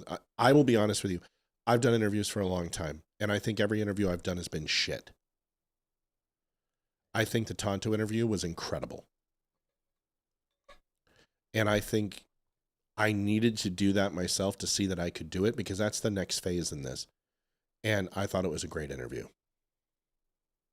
I wouldn't change a thing about it. But we didn't change the topic. We stayed on point, and he made sure of it. There were times he's like, hey, that's another conversation. I'll have to come back and we'll do it again, right? Yeah. And the reason he said that was because he wanted to stay on the past self, the current self, and the future self, which is what we agreed upon, is that I wanted to do something completely different than any other podcast had done with him. And we did it.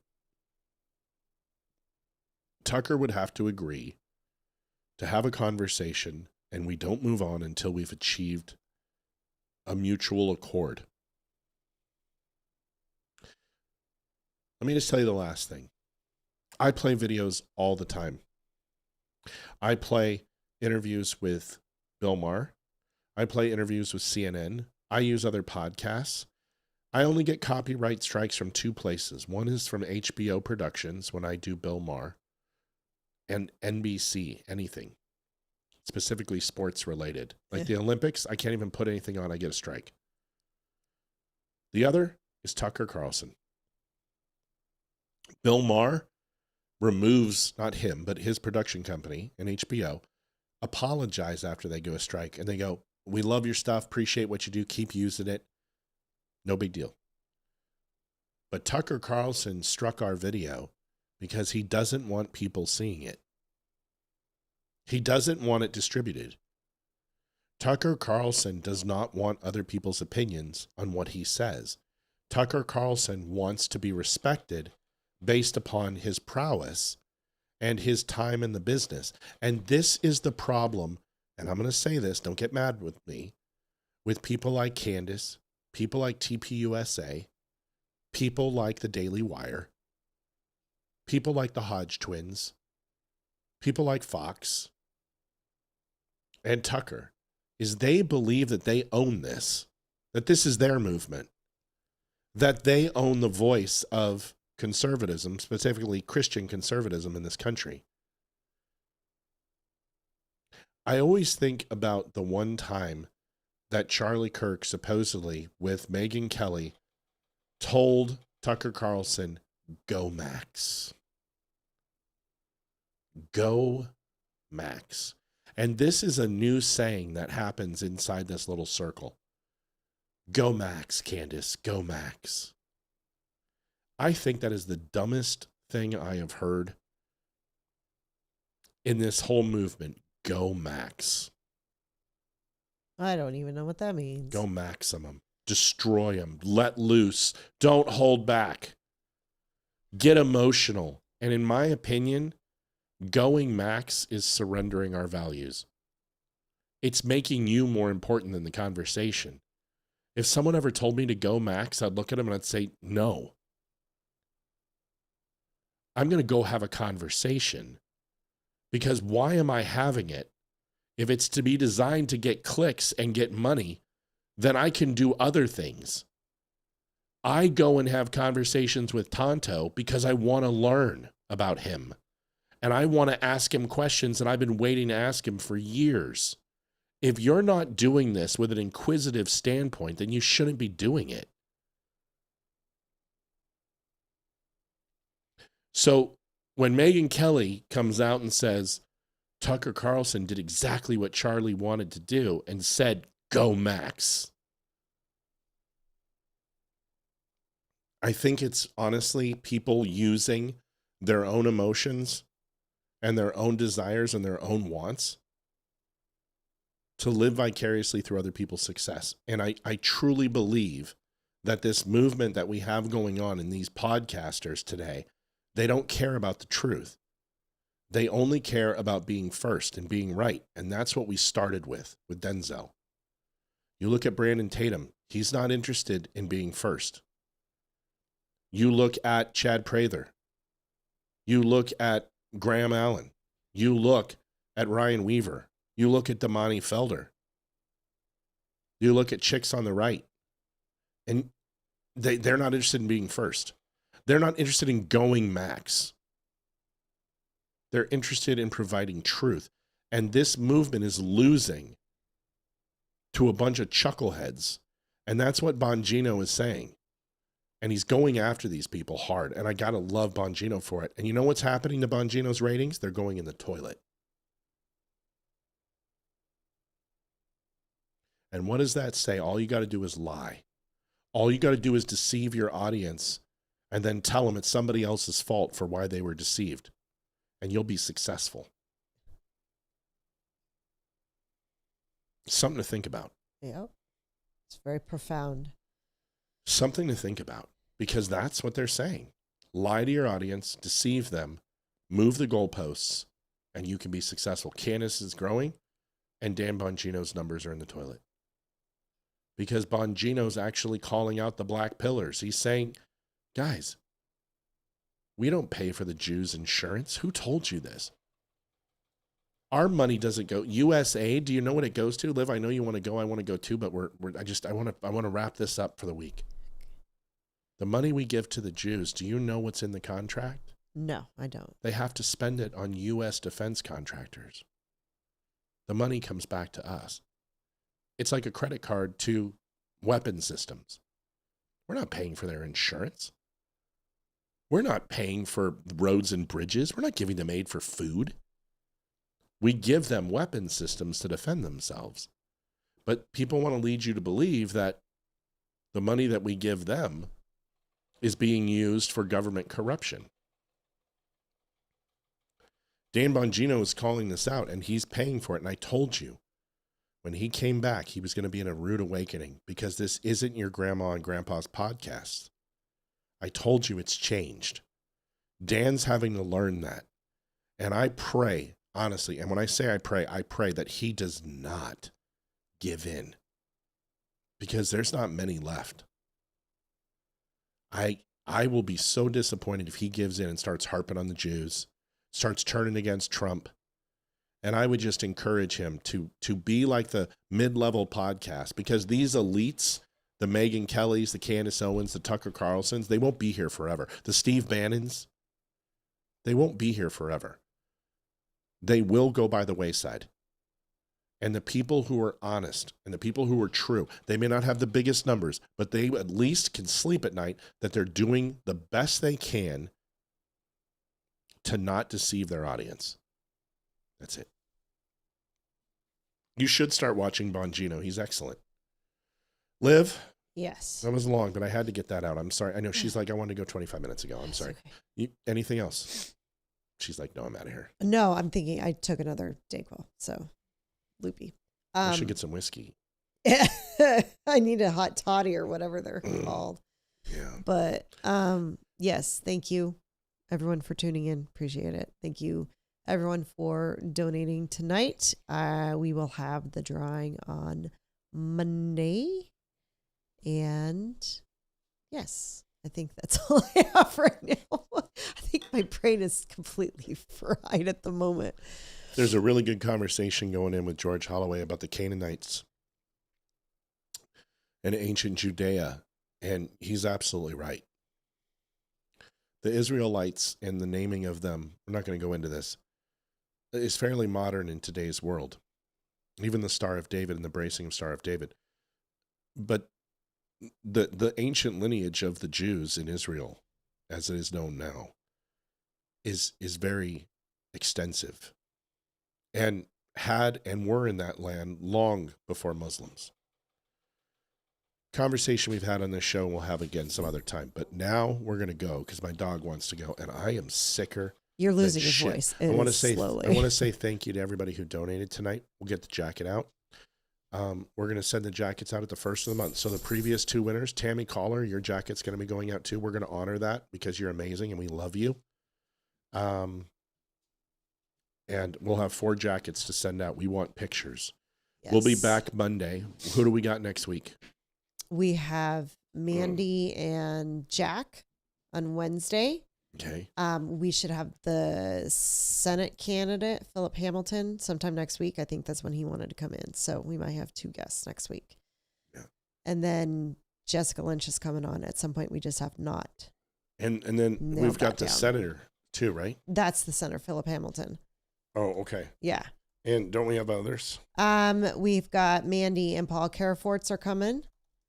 And then I'm working on a couple of others that I just need to finish the everything on and get them scheduled. So, but yeah, and then of course want to have Damani back. I know that one didn't end very well because we got cut off. So we didn't get to have a full show with him. So love to have him come back. Yeah. I'm with Bongino, disappointed in Candace. Feel better, Matt. I'm going to try. George says, where's the Star of David in the Bible? Well, Star of David's not in the Bible, but a star is referenced several times. And the symbol is associated with Imagine, M-A-G-E-N. Is it the Magi? No, the Magin. Magin, okay. And was relatively new, but that doesn't matter. Early Christians didn't wear crucifixes either. Religions change. Customs change. It's a whole nother conversation, and it's one that I'm totally willing to have. But I can think of at least 3 verses that are the mention of a star and mention of a symbol, not a 6-pointed star. That's been throughout ancient religions and ancient history. There's been many different cultures who've used 6-pointed stars. But anyway, but your comment was right about the Israelites. But also on top of that is you would have to go back to 1830 and go back to the Palestinians being named by a Roman emperor. A name does not establish genealogy and a hereditary claim to the land, because the Philistines are not the Palestinians, and there's absolutely no evidence. And between 729 and 1300, predominantly at the end of the 1300s, there was a mass push, the exocerate, I think is what it's called, something to that effect. I can't remember. I'm tired. That pushed out and moved these tribes out. Well, the Jews were there long before that. And Muslims weren't even in the picture at that point. So when people are like, well, the Philistines are the same as the Palestinians, just because it starts with a P doesn't make it true. But that's a whole nother conversation. Not the Star of David. I don't know, George, what you're talking about. You're going to have to call in. I can't do this by text. I got to go. We'll see you guys on Monday. And we love you and appreciate you. Thanks for taking care of us. And we will see you guys on Monday. Have a good one. God bless. And see you on Monday, unless we go to war. Unless what? We go to war. Oh, yeah. Not war. It's not going to be war, but just stay tuned this weekend. Just a hunch. Talk to you soon. There you go. Adjusting transmitter output. This is the Don't Unfriend Me Show with your hosts, Matt, Leroy, Amy, and Olivia. Geopolitics, military analysis, and election coverage. Coming to you live on all major social media channels at The Dumb Show. Honest, direct, unfiltered. We can agree, we can disagree. Just don't unfriend me.